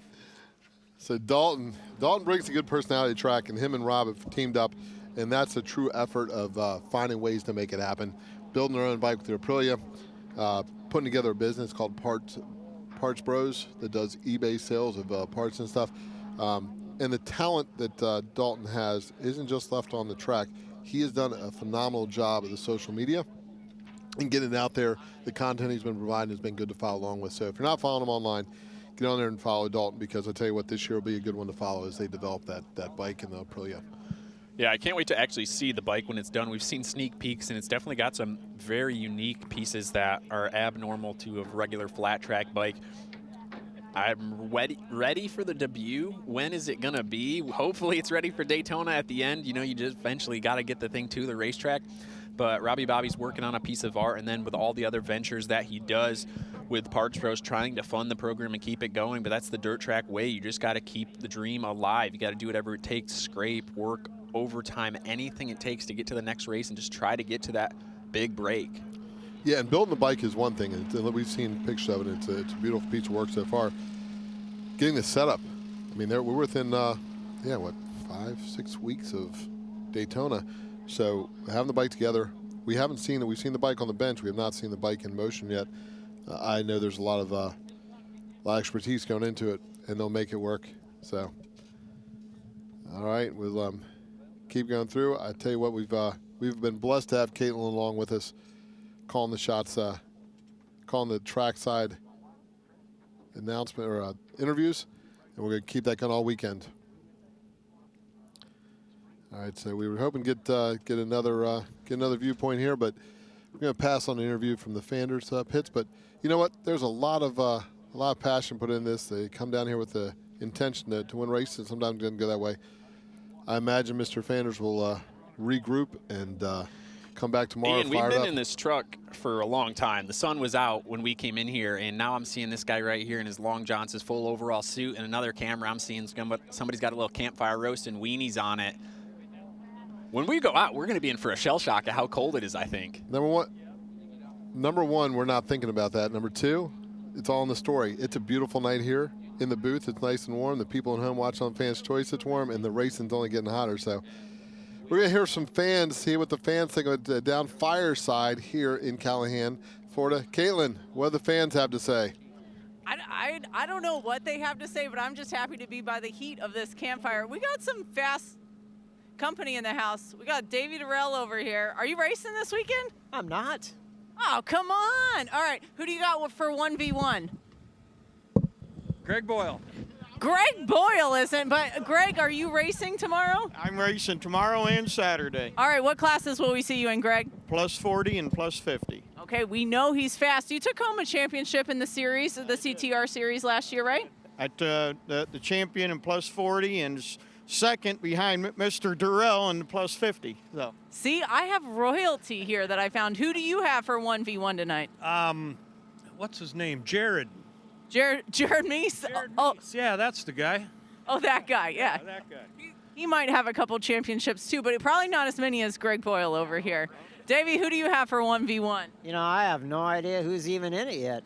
Have you been watching? Well, I've been watching a little bit, but I haven't really been paying attention. I mean, the fans at home are getting a show, but we're consumed with the campfire over here. What are we eating over here? That's what I want to know. Chocolate cake. Ooh, lemon chocolate? No, it's just chocolate. It's over there if you want some. Oh, just chocolate. Will and I might take a break after this. It's over there. All right, and one more. Who are you picking for 1v1? Bauman maybe. Okay, Bauman. Breyer. Breyer, we got two Breyers over here. Jared Meese, he did take the Super Pole. We didn't get you yet. Jack Brooks. Jack Brooks. Jack put on an impressive show out there. We just talked to Dalton, who will be taking him on in the next round. So lots of action happening here. And you're missing out on chocolate cake if you didn't show up live at the 2026 Mission Foods Winter Throwdown. So many partners that make it possible. I'm going to throw it back up to you guys so we can talk about all of the partners that make this event possible, because it's so cool. It does take a community, and we do have a fine group of sponsors that have come together to make this event happen. And I tell you what, I think sportsman of the event this weekend should be David Durrell, because by him not racing, he's given these other young men a chance to take home some titles from the Throwdown. But Davey, I spoke to him earlier, and he's busy down in suspension for these racers. He's busy at work, because what gets him here is suspension tuning. And love having the Durrells at the racetrack. They bring a level of professionalism and investment in the sport. So good to see Davey here today with his family. His kids will be racing. And, of course, I'd like to thank Mission Foods, Yamaha Motors, Dunlop Tires, John Christner, Spectro Oils, Fredericktown Yamaha, Parts Unlimited, Kicker Audio, Roof Systems of Dallas, Motion Pro, the Shop Dayton, D.I.D. Chain, Holeshot Powersports, Turner Racing, First Impressions Racing, Bob's Transmission and Auto, Tommy Duma Fine Jewelers, Arai Helmets, Walker Porter Racing, Randy Seneff, and of course, how we doing? Roger, that's here.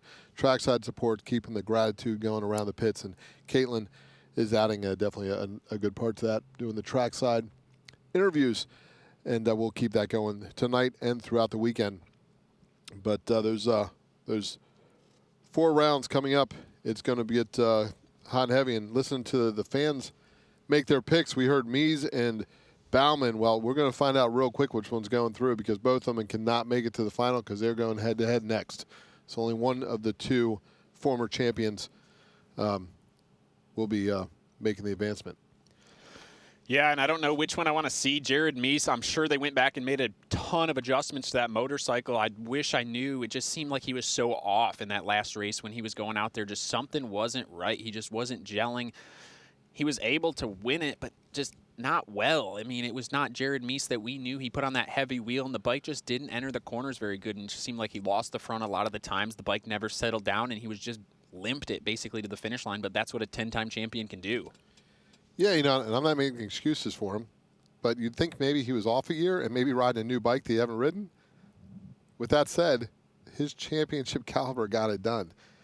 With that, next thing to say about that is the talent only gets deeper and the challenge only gets harder, because the next round up is one of the best in the business, and we've seen what Breyer can do here year after year, race after race, and so Mies is going to have to bring his A game to make the advancement.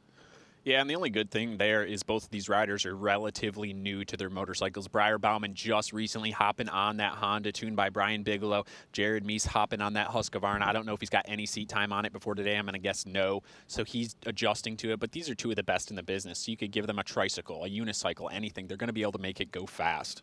And we've been talking about chassis. These riders are flipping, because Jared, as long as I've known, has been on a 450. He's been on a aluminum-framed Honda. I had years of support from Montgomeryville Cycle. Now, coming over this first impression, he is on a steel-framed Austrian bike, so that's different. And vice versa, I can't remember the last time I saw Breyer on anything that was a single that wasn't Austrian and steel frame. He's now on the aluminum frame of the Honda. Looks like Bigelow's got that Honda hooked up well, though, and they've got things figured out, and Breyer's adapting very quickly to it. Yeah, back in the day, we've seen Breyer Bauman put on some phenomenal rides on those Hondas. I used to love the way they looked, just very stock looking with the black seat, white rear fender, white number plates. Those bikes, a lot of the times, I believe carburetors. He did not move onto the fuel-injected bikes for a long time, but I remember that battle him and Shayna Texter, now wife, had there at Knoxville. Shayna picks up her first win. James Rispoli was in the thick of it that night, too. What a cool race that was. Yeah, now you can look back, and it's the history of the sport and the head-to-heads we've seen at the national level that have developed in through, and the relationships that have come from it. But that's just more of that ahead. We just keep wanting to grow the sport. And events like this here at Callahan Speedway in Callahan, Florida, the 8th volume of the Winter Throwdown, give opportunities to continue to grow the sport. But, yeah, now looking back, there's those moments. And it's funny you talk about the carburetors. Earlier today we saw Brandon Price, who's part of that On the Box Racing, broke out of 2012, and it was fuel injected. but it made me think of the riders that like going back to that carbureted bike. Working with Sammy Halbert for years, if he could have stayed on that 07 450, he may have won another 4 or 5 races at Daytona, because that thing was a Daytona weapon. The 07 Yamaha 450, that range, 08, 06, 07, the best 450 carbureted bike I've ever hopped on. I hopped on one that was missing the air fuel mixture screw, wasn't even in there, hopped on it after my bike broke. I think I won $1,000 that day at a local short track. It was my buddy Tyler Cottrell's bike, just hopped on it spur of the moment. Suspension was not set up for me. I think the forks were actually sticking. But the bike was so good. They're just so slow. They just get so much grip, and the way the chassis handles, Sammy Halbert can attest. He could probably show up to Daytona in the singles race on that 07 bike, just like it's probably sitting there still, and do well. No, it's something that you said for setup and chassis, and you get the magic mix.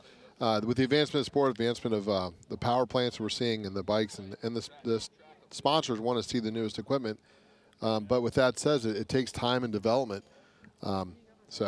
As we see teams like First Impression continue to develop the program, and Turner Racing continue to develop their program, it'll all come together. But it's races like this that give the opportunities to do it.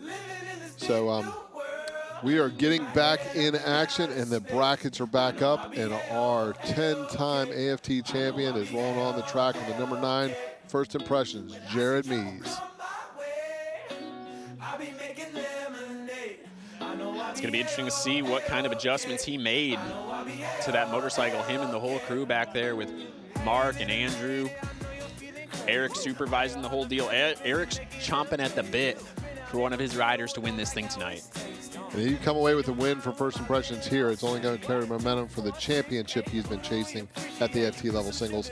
He's invested in this team, he's invested in these riders, and the number 9 is just going to be an integral part of that as he rolls his bike onto the track. Jared's got to be careful, though, because if he wins this thing, you never know. Eric might throw a blank check at him to go out and race for the full season on this single.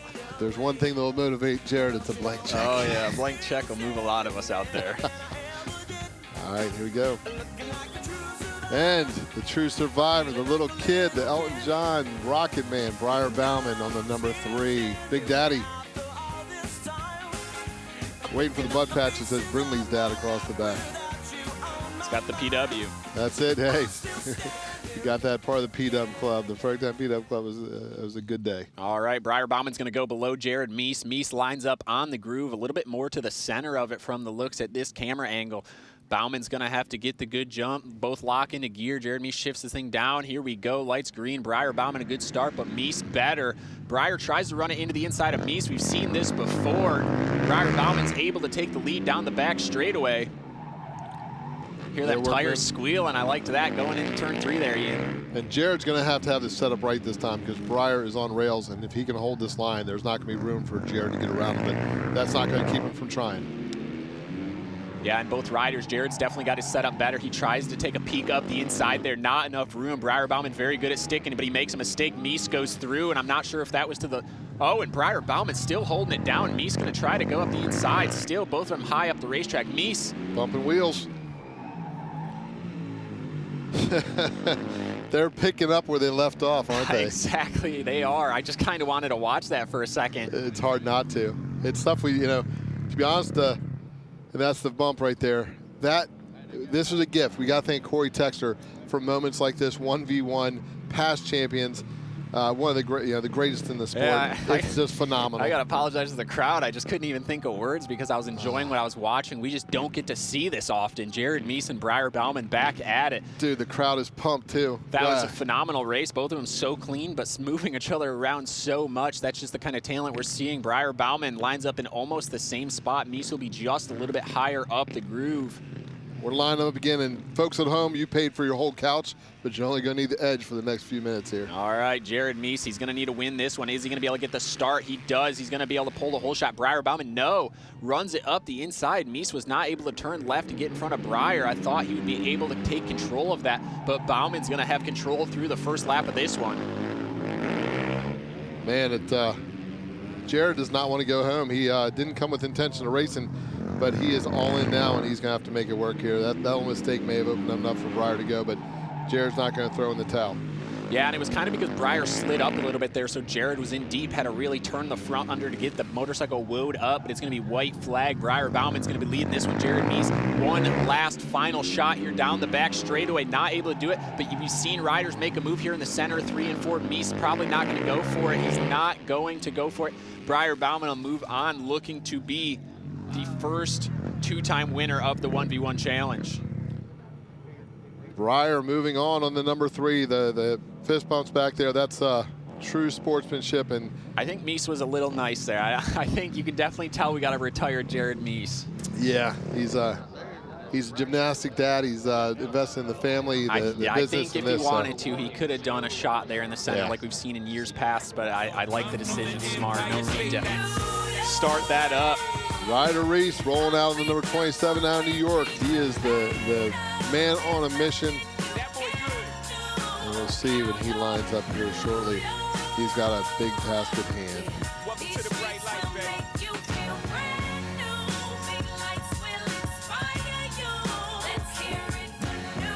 All right. And the social media icon, the man with the plan and the bright gear, Dalton Gautier on the number 79 Parts Bros, coming out to do work and see if he can send the young man from New York home as he tries to make his way to the top of the 1v1 bracket.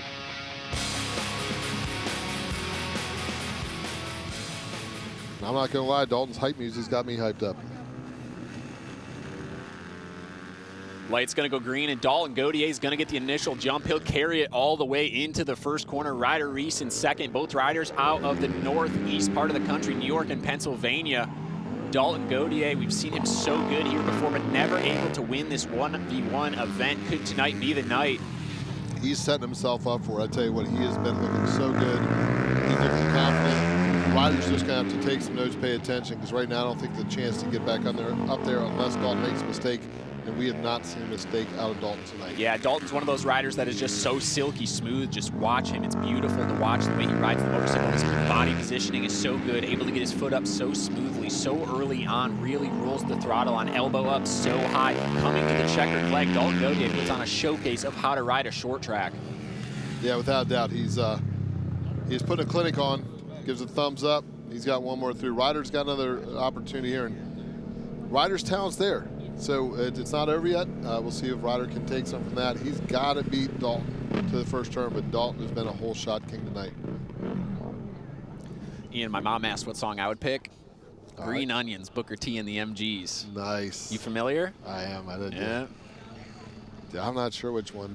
Think about it. Let me know. Yeah. Get back to you on that one. All right, Ryder Reese is going to have to make it happen here in this one. We are getting towards the needle end of this event here tonight. The cream's rising to the top. Light goes green, and they come together just a little bit. Ryder Reese goes up the inside. He's able to, but not hold it down. You have to be able to do that. Dalton Gautier is going to slide his way right through there and opens up just the same gap that he had last time. Ryder Reese going to have to really focus here on his last 2 laps. Yeah, you got to wonder if that flannel shirt's slowing him down a little bit. Something. We can blame something. I was going to say, the talent's there, but Dalton's out front. He's looking the part in that fresh gear, fresh helmet. Oh, and he's making a run at it. Ryder Reese goes in there deep into 3 and 4, tries to get up on the side of Dalton Gautier, but Dalton Gautier has won the Daytona short track before, been on the podium so many times there. Such a great short track rider. So if anything, Ryder just learning, honing his craft for the race coming up. In just over a month and a half, as Ryder Reese loses the front there, ends up almost going down, able to save it. Keeps the flannel shirt in good tact. Gonna load that thing up, come back tomorrow and Saturday for some more racing. That moves Dalton on now to the next round, which will be two riders moving on. So looks like most likely he will go up against Breyer as they move forward. Turner Racing, Walker Porter on the number 10, getting ready to make his way to the track for the next bracket as we get ready to line up as they narrow their way down.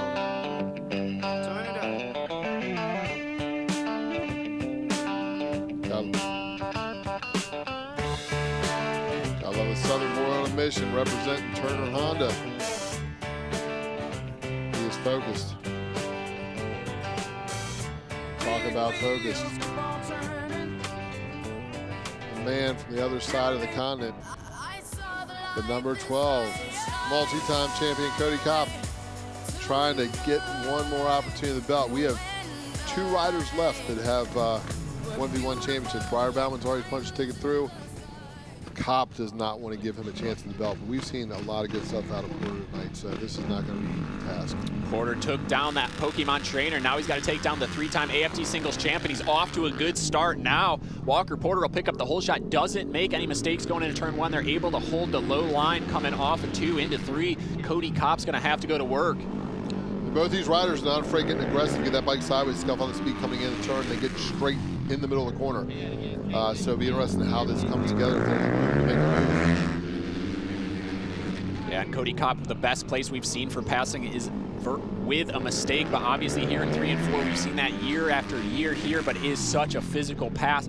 Not a lot of riders will go for it necessarily in this first round. It's kind of when it's crunch time, when you're right there on the edge of elimination. Cody Kopp not going to be able to do anything in this one yet. Walker Porter's going to come around and pick up the checkered flag, grab the win here in this one. Cody Kopp just grabbing a breath, getting ready for the second round. And that was a pretty flawless ride from Walker. He's figured things out. He's got that Honda on a rail, and looking for good things from that young man out of Alabama. Everyone's working their way on. We're trying to get the semifinals slotted in. We want to know who's going to be up. We're queuing them up now.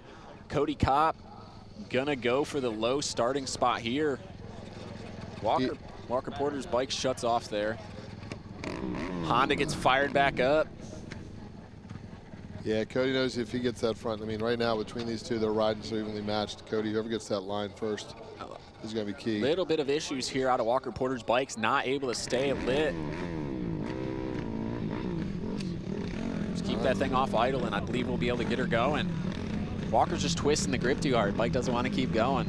No, that's it. No, it's he's asking a lot of it. It's a cold night in Florida. Warm at home, but it's cold here. Cody gets a good jump, able to close the door. Now Porter's going to have to take notes from the multi-time champion.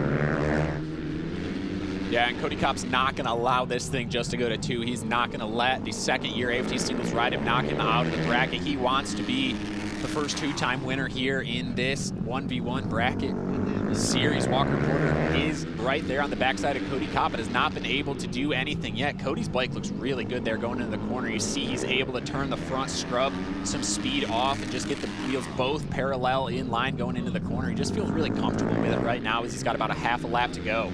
The young man Cody Kopp spent last year road racing, trying something a little new. He's shaking the cobwebs off. This is a great way to kind of kick things off the season. He gets ready to move up to the 10th class. And he is now taking a win and going to go to round 3. Going to have to make Mr. Porter work for it. It'll be interesting to see how they line up here, because I think Porter will have the choice. In there too, you know, maybe there was a little bit in Walker's head about the bike just not firing, because something as simple as that can take some focus away, and we know how important the start is on this race. Walker was able to stay with Cody, but just the start is what hindered him. So really now keep that bike alive, take a breath, just like we've seen with some of these younger riders here tonight. You just really have to stay calm, and that's where we see a big difference between a guy like Cody Kopp and say a guy like Walker Porter. Just experience. That's it. Now Cody's got to get that bike angle down, close the door. It looks like Walker's got the jump. That's maybe all it needs, but Cody's going to have to go to work now. But Porter has been riding so well. Yeah, Porter opens up a few bike lengths immediately. Cody, I think he wanted to square it up and get underneath him, but how high he was in the corner, he ended up actually losing the rear end, losing some grip. He's kind of fallen back a little bit here. 2 laps to go. Cody Kopp's about a whole bike length back from Walker Porter. Porter has it going in the right direction right now. Cody Kopp has no time. He might have to pull out that move in 3 and 4, bust his way through there, but he's got to get close enough to be able to do it as we come through the white flag. Yeah, there's not going to be many opportunities there, because Walker, I've not seen him make a mistake tonight. And he's got that Turner Honda dialed in, and that team has put the work in. Got to feel good. And that's going to be it, I believe. Cody Kopp is out of this one, so Briar Bauman, he is the last guy to potentially win this thing. The last one 2 times, so he's still in it, and you wouldn't put it past Briar. Briar is such a talent. It wouldn't put it against him to get another belt, but he's got some riders to go upsets. through. Absolutely, we've had some huge upsets tonight. Jack Brooks knocked out Chase Sad off Walker Porter. There just knocks out Cody Kopp. You have to be so focused when that light goes green. I'll tell you what, it's going to be interesting, because we have one more set here in this round with Jared Lowe and Jack Brooks. And then we're going to move forward to the semifinals. Here we go. Jared Lowe. He was throwing kindling on the fire earlier, got things fired up, and his last competitor gave him the double number ones. He'll be going up against the young rookie Jack Brooks on the first impressions. And Jack Brooks is the last hope for the first impressions going in, but he's been riding well tonight and wins prize making game. I love a little spice here at the Winter Throwdown. Start the year off. Give us something to talk about for the next month and a half until we get down to Daytona Beach for rounds 1 and 2 of the Flat Track Series. Jack Brooks, man, this is a great story coming on here. First impressions rider. He is the rookie AFT singles rider for the team, and he has gone the deepest in the bracket here tonight. And he showed up Amateur Nationals last year with a good shot at the Horizon Award. Went down early in the week, had to do some recovery. It's good to see him back on the bike and doing well. And what Jack's done so good tonight is the starts. Is he able to do it again? Yes, he grabs another good start. He's grabbed the whole shot. Oh no, he just moves over. He should have held it down. Jared Lowe would have not knocked him out of the way. That's just something he's going to learn as he grows into this class a little bit. He had the start. He just needed to lean in just a little bit on Jared Lowe there. But, man, you cannot allow that to happen in this format of racing where it's just single elimination. He's got 3 rounds to do it, but if he doesn't make it out of this, he's done for the night. I tell you what, it's good to see Jared out there. The Lowe family's been known to go fast. Trent last year getting that win on the Honda, which was a historic move for the twin. But Jared, the last few years here in Callahan, has really come into this track. He walked away with, I think, the last win of the last race last year. He's picking up where he left off, and I think we may see Mr. Lowe working his way through the semifinals. Yeah, and that's going to be that for Jared Lowe. He's picking up the win there. I believe Jack Brooks, man, I think he had a really good shot at it, and I'm sure Jared Meese and the whole crew is going to go back there and talk about it with him. Jack's not that happy, but there is nothing wrong. Jack just should have moved over. I mean, he should have leaned on him. There's nothing that Jared did. He's just a little frustrated there, unfortunately, but this is the big boy class now, so you got to get used to that kind of stuff. It is. It looks like Jack's going to try to take the low line here, try to get there, not deal with it again. No, that was just racing. I don't even think Jared didn't even got touch loose. each other, unfortunately. No, I think it spooked Jack a little bit. He moved up, and well, you live and you learn. And well, get him fired up, get mad about it, and go out here and do it. Jared Lowe gets a bad start. He spins the tire up, kind of a late reaction. Jared actually gives him a rev there, tries to move him over, play mind games with him a little bit. Jared waved him off after the last one. Jack's going to hold it tight here into 3, kind of really being defensive on that end of the spectrum. He's going to make Jared work for it, and it's not a bad thing. I mean, when you're out in front, you can control the race. Right now, as young as Jack is, he is a smart rider, and his racecraft is really developing. And looks like the way this whole now, they want one more lap, and they'll go to round 3. Yeah, and there's nothing wrong with it if you don't have necessarily the pace that Jared has. Just be like what Jack's doing. Be so smooth and silky around the bottom and make him go around the outside of you or make him run into you. Jack's doing a good job at keeping the bike as low as possible and getting the thing turned. Jack Brooks picks up the win here in the second one. I think he could have had this thing done already if he would have just leaned in a little bit on that first one. Yep. Oh, no little words, back and forth. It's going to be dicey. It's going to be dicey. He's going to learn.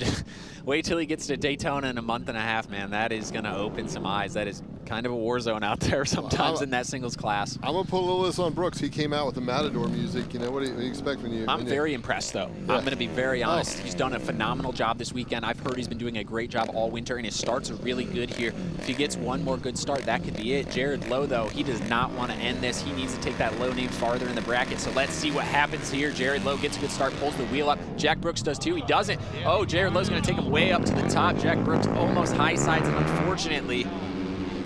Here's where the character and the talent's going to come in and see if Jack can close it back up. And after that little conversation, I would be surprised if Jack does try to get a little aggressive, but he's going to have to get close before that can happen. Yeah, he's just far back, and that's one of those things where it's so hard to do. Once you get moved up the racetrack like that, your instinct is to get on the gas as hard as you can to get back to the racing line, but that just does what it did. You know, it slid him really sideways, almost over the top side of the motorcycle like we saw with Vanders earlier on. 1 lap to go in this one as Jack closes up the door a lot here. He's about a bike length back. If he's able to do something into 3, maybe he can take a shot through the center there, but it might be too little too late. Jared Lowe able to manipulate the first corner, move Jack around and pick up the win to go on to the semifinals against Walker Porter. All right, there you go. Let's shake it off. A little mutual appreciation there. There's nothing gets getting fired up at the end of the day. You got to respect one another. I tell you what, Trentlow was all about the bump and run the last couple of years. It looks like Jared's been taking notes, and he's not afraid to get dicey. Yeah, and Jack's going to learn so much going into his professional career this year. You learn so much so quick in the AFT singles class, and even tonight he's going to learn a lot just from what Jared Lowe and him did there. Jared did nothing wrong. Jared just went straight, and that's something that sometimes you do in a first corner, especially in a one-on-one situation like this. All you have to do is go straight and run that guy off into the dust and then take off. No, by all means. And then we'll the interesting part here is we've got, looks like Breyer will be going up against Dalton Gauthier, and Walker Porter will be going up against Jared Lowe, which means there's going to be 3 Hondas up against one Austrian bike, the Husqvarna of Dalton Gauthier and the Parts Bros Racing.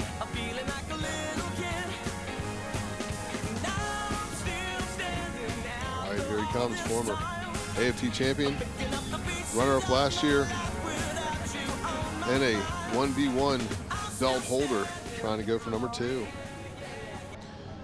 Briar Bauman's got a heavy wheel on the back of that motorcycle now, where Dalton Gauthier is still on a lightweight rear wheel. It's interesting to see so many different variations in motorcycles here and setup designs. But Briar Bauman's tried a lot of different setups back there with that Brian Bigelow crew. This is the first time they've been together on this Honda. Here we go, Ian. Semifinals going on now. Briar Bauman, Dalton Gauthier, and the light's going to go on. Briar Bauman's going to pick up the start. Dalton Gauthier slots into second, not able to do anything wisely, just sitting there, not trying to go up and open up the corner. Briar Bauman leads us down the back straightaway. It's going to be tough on Briar's got to get on rails, make sure that Honda's hooked up. That's got a lot of power underneath it, so he doesn't want to spin the rear wheel. Dalton all has to do is sit right back right now and see if a mistake happens and take an opportunity, but right now, Briar is holding down that front spot pretty solid. Theoretically, as far as physics are concerned, Briar should have had more grip, but that can be the downside right there, the heavy wheel. If it goes out 2 sideways, it'll just keep dragging you up into the corner, and we saw it there into 3, loses the spot. Dalton Gauthier slides through. Briar Bauman takes a small shot there into 1, but elects to back out of it. And oh, Briar Bauman almost goes around. Hands on the head. I think it's the heavy wheel messing with him just a little bit. The problem is, once it's just physics, once that thing starts rolling, it's got so much more inertia and momentum that it's a lot harder to get back in. So yes, it's a double-edged sword. It can be better to get you off the corner, more grip coming off. But if that thing's going, if it's already sideways, it's going to bring you more sideways. Yeah, gyroscopic effect just keeps that thing pulling out. And he did a good job holding it together. And right now, the problem is with this bracket, Briar doesn't have the time to go back and make a change. He's committed to it, so now he has to adjust his body. Yes, yeah. So I missed that. He didn't have the heavy wheel on earlier. Maybe in the one against Meese, but definitely not earlier on in the day, no. Yeah. It's the first time I've noticed it, but right. My eyes are getting older. Here we go, race 2, Briar Bauman able to grab the whole shot in this one. I had a Dalton Gauthier. Dalton Gauthier is going to slide in, and he's going to go down there. I believe that is going to be that's a race win for Briar Bauman. All right. Hey, he took the shot. He knows that he's still got one more, Briar. That's not it's good to see these guys having fun. Good to see having fun. That's a solid gear setup too for Briar. That white and gold looks pretty sharp, and these guys are mutual respect. Dalton had to try something. Yeah, he's got a little stain on his pants now. Hey. Gonna have to call Thor up, get a new set of gear. That's it. I liked the move though, but I mean, that's like theoretically that's what Jack Brooks should have done in that last one. He should have just stayed down low and made Jared Lowe run into the side of him. And Briar did it perfectly there. Well, you see they're blowing that dirt off there because Dalton did get in there. We'll see if that loose dirt's going to change up a little bit as the gate will try to go green, like goes green, and Briar jumps out front again. Yeah, Dalton Gauthier doesn't elect to immediately go under. He's going to try to do this methodically throughout the entire race. This is the final round. This is going to be going on. Briar Bauman's going to lead us through 3 and 4. Dalton Gauthier is going to have to get creative with it. And Briar needs to keep, he had it under control last time that rear wheel spun up. He's going to have to be patient coming out through 3 and 4 to keep Dalton at bay. Dalton's going to be right there. If a mistake happens, it's an open door for a win. Briar Bauman trying to go on to the finale to be the first 2-time winner of the 1v1. Dalton Gauthier trying to get his first 1v1 win where you would expect him to be on that name of listed names, but Briar Bauman takes us into 3 for the final time. Briar Bauman gonna pick up the win here and go on to the finale. Dalton Gautier gave it a great shot, but I'm not surprised to see this level of rider together in this semifinal. Yeah, no, it's all talent from this way out. It's amazing. We've seen, and I hate to call Dalton a vet, but Dalton's been at this for a good bit, so he's got the time in. I mean, he's and the Breyer, AFT of singles course, champion. This is, yes, by all means. But then we see this next group, the next two come out. We got a head-to-head some young riders between Walker Porter and Jared. We'll see if these two Hondas get dicey with one another. Walker's been impressive all night long. Mike Turner has to feel good about what he's seeing. And he's got a new wrench this year with Tyler Raggio taking on the wrenching, and they look like they'll make a good team. So Jared Lowe firing things up here at the 1v1 challenge.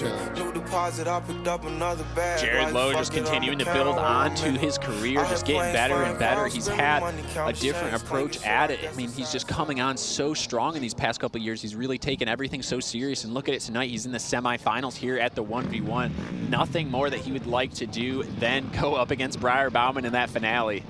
Oh, by all means, how epic would that be? One way about it, there's going to be a Honda taking on the 1v1 It is going to be a Honda total finale, so Walker Porter's able to pick up the whole shot in this one. Jared Lowe puts that thing to the wood, lets the clutch out, spins the back tire just a little bit, giving it to Walker Porter. Slides the front end under just a little bit there. Jared Lowe up off the groove, kind of giving Walker Porter this first race. But Walker Porter almost spins the thing around backwards, so Jared Lowe, don't give up on it yet. I was getting ready to say, the one person we haven't seen a mistake out tonight is Walker Porter. As this track is not forgiving no matter how much talent you have and how much you think you got it figured out.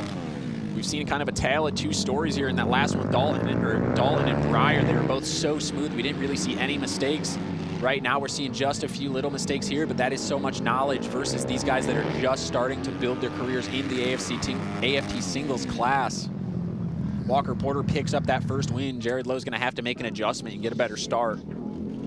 Yeah, and Jared's been able to do it. He was able to bounce back in the race earlier, and we'll see if he can do it again here. But we are getting close to the penultimate, almost the end. It's We're almost to the finale. We only have potentially 5 races left at best. Yeah, yep, and I'd imagine every one of them would be amazing. So I'd like to thank everybody for joining us at home. We're getting ready to line up again with Walker Porter and Jared Lowe to get the last spot in for the 1v1 to go against Breyer Bauman. And lights on green. Walker Porter dives in there, but Jared tries to stick in. There's no room. Walker closes the door on Jared Lowe. Yeah, Walker did a really good job there at not moving over for Jared Lowe. He was ready to take the hit, ready to take the slam, but Jared Lowe didn't bring it in hard enough to move him, which is, I like that. Don't hit somebody hard enough to knock them down, but hit them hard enough to move them if you want, because this is short track racing, so I like that out of both riders. Walker Porter looking like he's probably going on to race against Breyer Bauman. 1 lap to go here.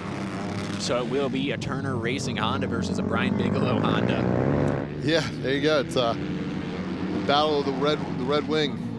So this has been a phenomenal race. We'd like to thank everybody for joining us. Walker Porter well in control. There's Turner Honda, a lot of good support behind him. Helmet House Fast House. Doing what they can to keep the guys in gear. You got the Phoenix handlebars on that, along with a lot of other good sponsors. I like Making the sign that Turner language program going. Yeah. A lot of sign. We've seen good sign language and bad sign language tonight. Well, it is the 1v1, so you never know what to expect. I'd like to thank everybody for joining us at home once again. I'm Ian Riley, joined by Colby Carlisle. We'll be calling all the action this weekend here at Callahan, Florida for the Volume 8 of the Cory Texter Promotions Winter Throwdown. Need to thank Mission Foods, Yamaha Motors USA, Dunlop Tires, John Christner, Spectro Oils, Fredericktown Yamaha, Parts Unlimited, Kicker Audio, Roof Systems of Dallas, Texas, Motion Pro, the Shop Dayton, D.I.D Chain, Holeshot Powersports, Turner Racing, First Impressions Racing, Bob's Transmission and Auto, Tommy Duma Fine Jewelers, Rye Helmets, Walker Porter Racing, Randy Seneff, and of course, How Are You Doing, Roger That. We've had a full night of racing. We have a full weekend of racing tomorrow, starting early with the youth riders, working up through the ranks, bringing the pros back to run the expert and premier expert class tomorrow night. There's still money on the line here. Cory Texter and his crew put together a great program, great package. And no better way to start out the 2026 season. No, it's been a great night of racing here, and we have a full weekend schedule ahead. Ian, I hope the voice is feeling strong because we have almost 900 entries over the next 48 hours starting tomorrow morning. You know, yeah, it's going to be a stretch, but the good part about it is we get to do it over 2 days. If those of you who joined us last year, we had the marathon. We started at 10 in the morning. We went through 2, and you can't. You have to give it to the promotional team to knock out 2 full programs in one day. But I think we got off the air last year. I was almost a pumpkin because we were past midnight. It was about 2 a.m., I think. Yeah, it was too. So walking out the belt. The belt, man. I know Breyer would like to hang that up. Have a twofer. Once again, Cory Texter of that family is the only one that has 2 belts. So if Breyer gets 2, then he could be even with his nephew. So looks like we got Breyer Bauman standing next to his number 3 down in the chute. And hopefully we get Caitlin over there. We'll get word from multi-time champion and 1v1 belt holder.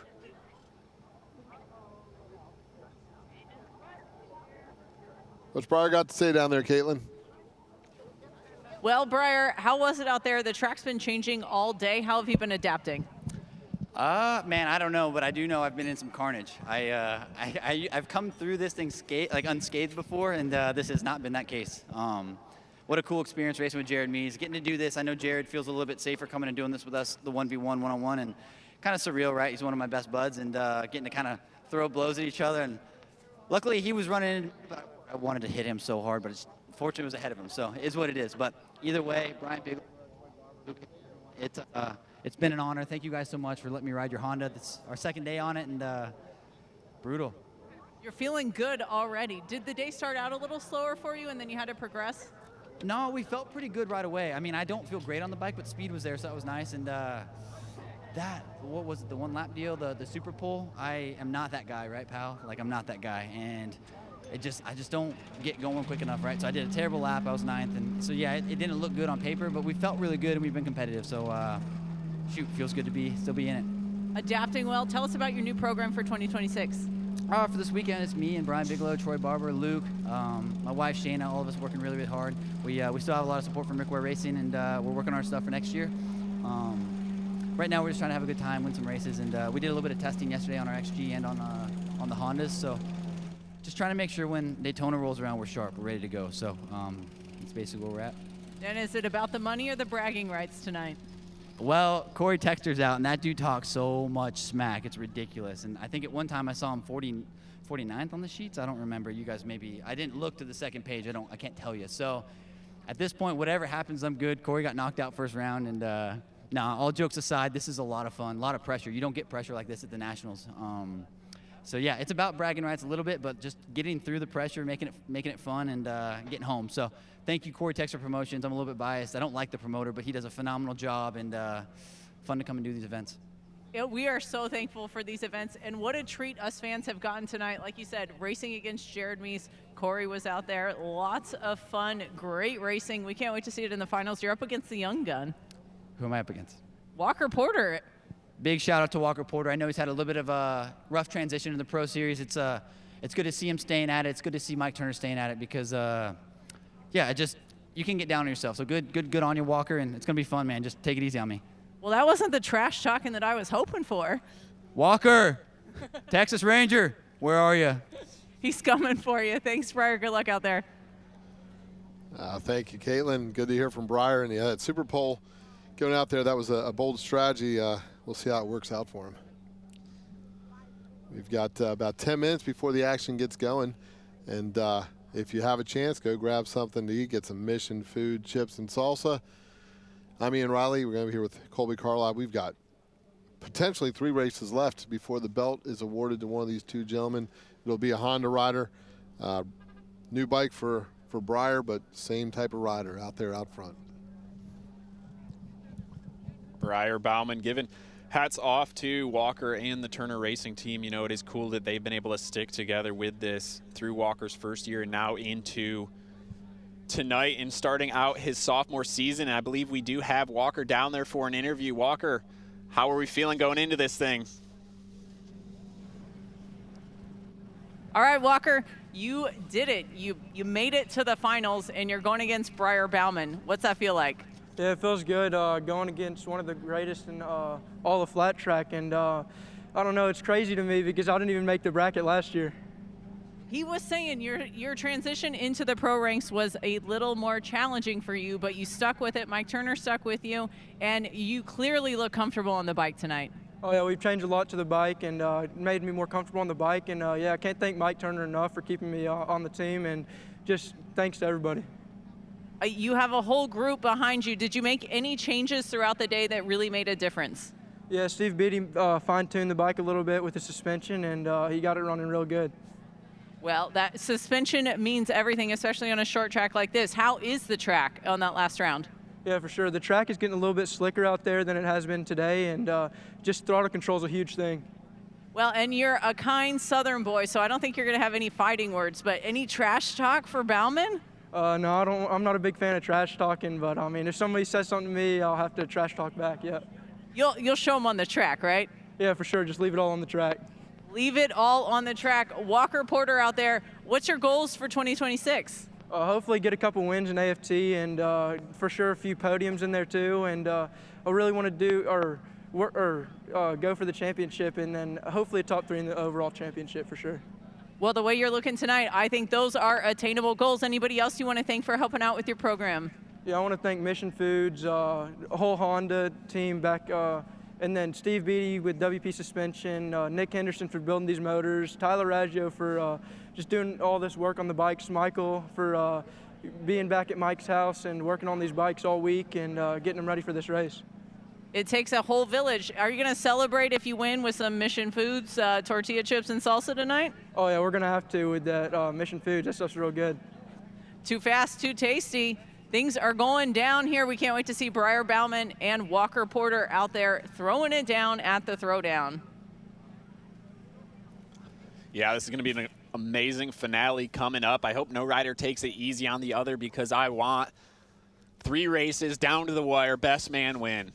Yeah, it's a show they've been putting on tonight. Cory Texter, his crew have put on a heck of an entertainment package, especially this 1v1. And I tell you what, this is what we see. We see Briar Bauman, a long-time talent in the sport, pretty much the face of racing AFT.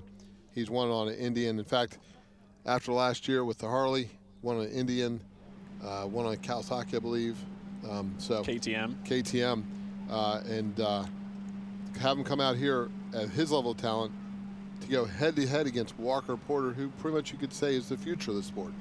Coming up through the ranks, been a phenomenal amateur rider, and now going with the second year in the pro level. We get to see this. It's events like this that make it happen. We are about 10 minutes away, less than 10 minutes away, 7 minutes away. We're going to see Briar Bauman, number 3 at Brian Bigelow-tuned Honda, go up against Walker Porter on that Turner Racing Honda 450. A lot of good people behind both those riders. You listen to who they're listing off, and it's the talent on the track of those 2 riders is amazing, but the talent in the pits that make it happen in between races is even more phenomenal. Yeah, absolutely. I can't wait to see what adjustments these guys are making to the bikes as the track's getting a little bit more slippery. It's getting colder out as the night goes on. It's probably just below 40 degrees now here in Florida. Got to say that it's in Florida. I mean, let me check the temperature, but I was expecting a little more than this. When I left Illinois, it felt like 0 because of the winds, but it was probably 20. Yeah, no, I know it's cold at home in Maryland for me, but we're dropping down. I think by the time we leave here tonight, it'll be at freezing. It's 40 degrees out here. It feels like 32. Tomorrow will be a little chilly, but it looks like Saturday is going to bring us some Florida weather. Good sunshine both days, which is something we haven't had for a few years here. So it'll be good to welcome that. We'll deal with some colder temperatures as long as we have sunshine, good racing service, and a full day of racing. Can't ask for much more.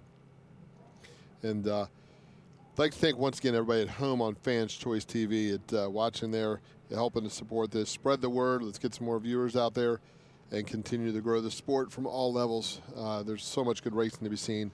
And like I said, having the fans spectate both here at the track and at home watch along with us is a way to make it happen. And along that makes it happen is the fine sponsors. Mission Foods, Yamaha Motors USA, Dunlop Tires, John Christner, Spectro Oils, Fredericktown Yamaha, Parts Unlimited, Kicker Audio, Roof Systems of Dallas, Texas, Motion Pro, the Shop Dayton, D.I.D Chain, Holeshot Powersports, Turner Racing, First Impressions Racing, Bob Transmission and Auto, Tommy Duma Fine Jewelers, Rye Helmets, along with Walker Reporter Racing, Randy Senefin, of course. How are we doing? Roger that. Spreading the gratitude. Trackside at all these amateur events. Can't do it without them all. And we got another, like I said, 2 days full of racing. This is just kicking off, so we've got a little downtime. We're going to do track prep. We're going to get these riders take a break, get a drink of water, and then it's all in. So, like I said, we got about 5 minutes. Get yourself taken care of. I'm Ian Riley, joined by Colby Carlisle, and man, I'm excited for the whole weekend. It's really cool what Walker Porter Racing did, too. They ended up giving $100 to the first 4 riders that missed the bracket. 21 through 24 all got $100 out of Walker Porter Racing, so pretty neat of them to be able to do that. And now Walker Porter looking to take home the big bag of cash here at the end of the night in this finale coming up between Briar Bauman and Walker Porter. And the cool part of the way that this is set up, the nice part is you make that bracket top 20, and the Porter family was nice enough to put up for the 21st, 24th some money. But every rider that lined up got an envelope when they came up. And every time they advanced, they got another envelope. And by the end of this, whether it's Walker Porter or Briar Bauman, you got to wonder if the U.S. Postal Service is going to send them a 1099 for all the envelopes they have. Don't be talking too much about that. It is tax season. But now I'm going to tell you the fact of the matter is that there's an expense associated with this, and these are professional racers. And the fact that Cory Texter has been able to collect some fine sponsors to help make events like this happen, and especially the 1v1, it allows these racers to continue going on. It gives them a little carrot in front of them, along with a belt, and then bragging rights for 365 days. Yeah, I mean, we love to do it, but, man, it does feel good when you got a little extra cash in the pocket leaving at the end of the night. You sleep a little bit easier, that's for sure. I always slept easier when I had a big big wad of cash going home. Yep, so it's good stuff. And it looks like getting the stuff queued up here. We're knocking on the door of this final 1v1 challenge. Man, it's a battle, and we've seen the battles all night long, and you almost can't script it. Although it's hard to say Briar not being in the final is, I wouldn't say I would be surprised if he wasn't there, but still. Speaking of that, talking about talent and upcoming talent, we have Caitlin down trackside. Looks like she's got some young talent there that's trackside rooting on some of his teammates. Cage Chapman, we were hoping to see you on the track in 1v1. Walk us through what happened and why you're not racing tonight. Oh, just had a little accident a couple weeks ago and messed up the shoulder. So it's been healing up really good. Just got out of the sling a couple days ago, and I think a couple more weeks I should be back on the bike and yeah, back to it. Start training again.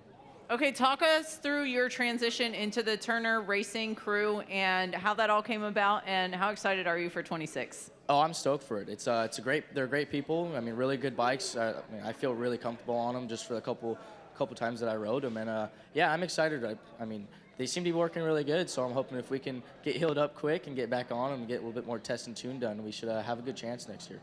So we'll see you at Daytona. Oh yeah, for sure. Okay, you'll be ready to go. And training, where's that going down? California, or are you staying here in Florida? Yeah, I'll be going out back at Johnny Lewis's place with the Turner Racing team, and yeah, just trying to do as much as I can that doesn't bother their shoulder much. But once we get healed up again, start going full at it, and yeah, start training. Now, talk us through, you went out and won your first couple AFT national events. Did it ever cross your mind like, hey, I should just call it quits and be 100% on my wins?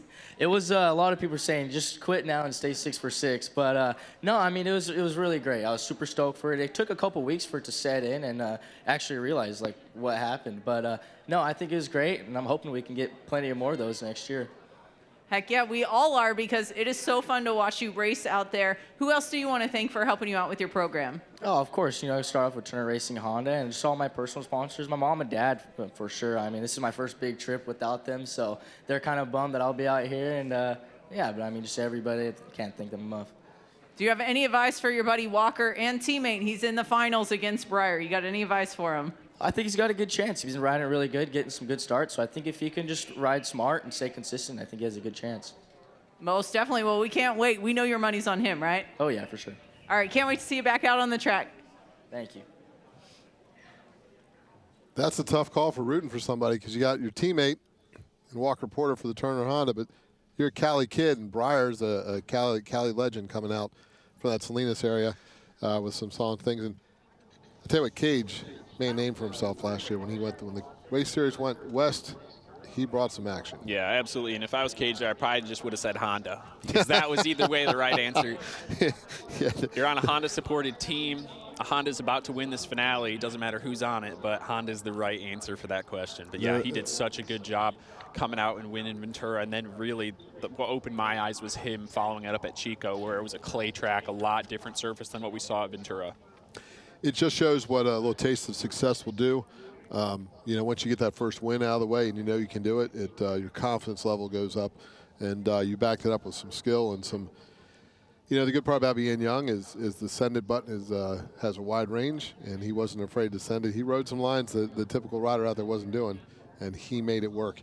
So we'll see how that transfers over. He'll be coming off of a steel chassis once again onto aluminum, and but with that said, he's got the right people around him, and spend the time down there at the Moto Anatomy area.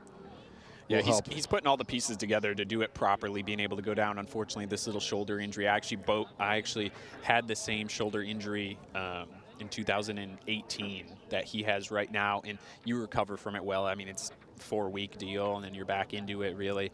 So he's got time to recover. He's got being able to stay down there at the Moto Anatomy facility and train with Trent and Walker and all these people, and being able to ride there at Moto Anatomy. There's always so much going on. Dallas trains there a lot, so he's going to learn a lot, and I'd be nervous. I mean, if I was lining up against Cage this year, he's going to be a threat. The good part about it, too, is he's coming on a team that's done all the development. They've got the bikes dialed in. There's a baseline. And having young teammates that he can be kind of in line with. He's not dealing with a super veteran, which sometimes is hard to communicate with. That team has youth to their advantage. And, man, like I said, Mike Turner has assembled a heck of a team. Nick Henderson and having everybody behind him over there, you got to commend what Mike Turner has done. He has made it a mission to put Honda back on the top of dirt track. Absolutely, yeah. There's some big powerhouse teams here in flat track, and I'm very excited to see them come together in a little over a month's time, but we got to crown a champion here tonight. And here we go, ladies and gentlemen. It is what we've been waiting for, the 1v1 championship round. Breyer Bauman up against the Alabama kid. Leonard Skinner singing Sweet Home Alabama as Walker Porter brings his number 10 Turner Honda on the track.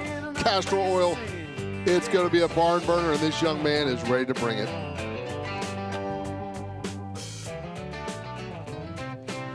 And you can't leave the veteran out of the picture because Breyer Bauman has done this before. He knows how winning a championship feels. He knows how winning 1v1 feels, and he is still standing, and he wants to stand on the top of the podium. Big Daddy Breyer Bauman on the number 3 Honda with Bigelow's support. He is doing it for the home team, and he does not want to go home beltless. Buckle up, ladies and gentlemen. I'm Ian Riley, Colby Carlisle here, and we are getting ready to go racing. Yeah, we're getting ready for the finale now. Who's it going to be? The start's so important. Breyer lined up on the groove. Walker Porter just to the inside of that. Who's going to have the position going into the first corner? Both of them made good starts, but Breyer Bauman's going to be able to nudge it off into turn 1. Breyer Bauman leading us out at 2 here. This is the best of 3. Breyer Bauman takes us into 3, but Walker Porter's not falling off the backside of Breyer Bauman at all. And Breyer had some trouble keeping that back end in tight with that heavy wheel you mentioned before.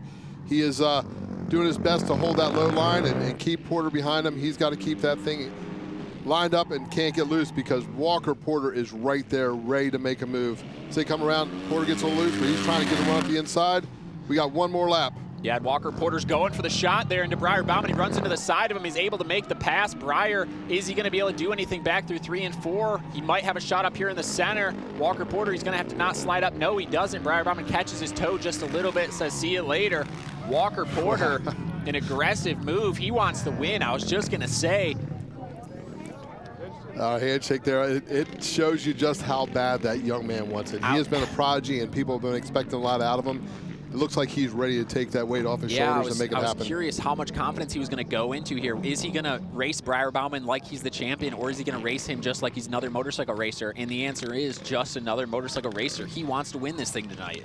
Now, you know, the thing with it now is Briar knows what Walker's willing to do. Is there much he can do about it? Holding that tight line doesn't look like it may work because Walker was willing to find a spot. And here we go for race number 2. Yeah, Briar's going to have to try to do the same thing again, get the start and hold out in front of Walker. Walker, I don't think Briar's going to let him take that shot again. If Walker does, Briar might be a little bit harder on the brakes, not allowing Walker to make the final part of that pass stick. But Briar Bauman also could have made a pass back, I think, on Walker 3 and 4, but it would have been very aggressive. Yeah, no, Briar's in the long picture. He gets a little sideways. Porter makes a mistake. That's going to open the door. Now Briar just needs to ride smart, keep the thing straight, and not give an opportunity. It looks like Walker may have thrown the towel and going to go ready to go to round 3. We are getting the most out of this night for the 1v1 challenge. Briar has 4 corners to go. He needs to not make a mistake, take this thing for the win, and we are going to round 3. Briar Bauman through 3 and 4 for the final time. Was able to just ride smooth through this one. Walker Porter had speed, but does make that mistake. In turns 1 and 2, there's just dust there. Briar, you could see him kind of losing it. We had the same kind of track at Ventura a few years back. You just have to stand the bike straight up a little bit, kind of get back on the center of the tire, roll through it, and then get back into the corner. Well, and that's where Briar's going to have a little bit of advantage because he's got so many years of experience to make that happen. Right now, what Walker has going for him is a lot of enthusiasm, a lot of confidence, and a good bike under him. So Walker's going to line up first, I believe, and we're going to see where Briar goes. The key, as we've seen over and over again, is going to be first to first turn has the advantage. All right, this is it. This is what we've been here all night for. Briar Bauman sets his whole shot device. Walker Porter, Briar Bauman. Will Briar be the first 2-time winner of the belt? Will Walker Porter cement his name into the 1v1 record books? The light is going to go green, and we are off. It is going to be Walker Porter grabbing the whole shot. Briar Bauman leans in on him. Walker Porter does not move over at all. All right, now Briar's going to have to go to work. Let's see what he can do. Walker was not afraid to get aggressive, but here comes Briar. Briar's going to pay attention. He's first for laps. He can't get loose. He can't let Walker get away. But I tell you what, Walker is on a mission right now. Yeah, 2 to go in this one. Briar made a mistake over there in 3 and 4, loses the rear. He has lost a lot of bike lengths. Walker Porter set up for success here. Briar's best bet is to hope Walker makes a mistake. He's going to cross under the white flag here. Walker Porter looks locked in to grab his first belt. This young man is earning every step of the way. He came out on a mission. He was probably, if you look at overall, his rides were probably the least amount of mistakes, and he is 1 lap away. No, that is it. Walker it. Porter wins the belt. He'll be the 1v1 champion. Is able to defeat Briar Bauman. Briar Bauman tried to lean in the first corner, but Walker Porter wins it. Hats off to Walker. 4 1v1s, 4 different winners. We just keep building the story, what is known as the Cory Texter Winter Throwdown 1v1 Challenge, brought to you by Mission Foods. And being part of this, providing the belt for this this event, I tell you what, proud moment. I'm a big fan of Walker Porter. He was brought to my attention. A friend of mine owns Phoenix Handlebars, and that was one of Walker's first sponsors. So been following him closely, and proud to say he is your 1v1 champion at this year's Winter Throwdown. Tyler Raggio getting the victory lap here on his first race with Walker Porter. Yeah, how cool is that? You know, it's that young man has success racing, and to see him transition to this, it's good to see these young riders stay involved in the sport, whether it's as a racer or as a tuner. And you know who else got to be happy? Mike Turner. That gentleman's going to be hyped up. Checkered flag there. We're going to get down here shortly with Caitlin, I'm sure, to get the interview. And there's the belt. That's the belt. Congratulations, Walker, on a championship. Well deserved. All right. Getting some photo opportunities here. This one's he's going to be able to look back years to come, and that belt will hang proudly, I'm sure, wherever he has all his trophies. Can't wait to see what Caitlin has to say, get the interview with Mr. Porter. He's going to sign his name as the champion of the 1v1 bracket. That'd be cool to have hanging up in the garage. And just not only see your name last, but see all the names that you defeated to get there. Oh. But here we are. We're going to throw it down to Caitlin with our winner, Walker Porter. All right, Caitlin, let's see what the young man from Alabama has to say about his belt. Walker, You did it. From not even making the bracket last year to taking home the championship this year. How's it feel? Yeah, man, it feels great. It's crazy. The start's a huge thing on this track, and just being aggressive, I felt really comfortable on the bike this year, and got to give it up to the whole team. Tyler Raggio working on the bike every race, and Michael for prepping the bikes every weekend, and Steve Beatty for getting the suspension dialed in, Mike Turner for getting us all here, and got to give a huge thanks to John Nickens. He really had my bike dialed in and turned it around after last season, and I'm so thankful. Thanks to everybody. And it was a hard-fought battle. What was going through your head going into that third and final round? Man, I felt good because I knew I've been riding all good all day, and just can't believe it. But going against Briar Bauman and beating him, it's crazy to me, and just excited. Well, it was exciting to watch round one when you threw it in going into turn one. What did that feel like? Were you like, I'm throwing it in on Briar Bauman right now? Yeah, it was crazy. I thought he was going to come back with something in the next round, and I was kind of a little scared from it, but it is what it is. How does it feel to have the respect of somebody like him who is such a staple in the sport? It feels so good. He's one of the greatest in my books, and it's just really cool to get to even race him. Heck yeah, it is. Where's that championship belt going to go? You are the 2026 Mission Foods King of Throwdown. I don't know. I might have to give it back to Mike Turner.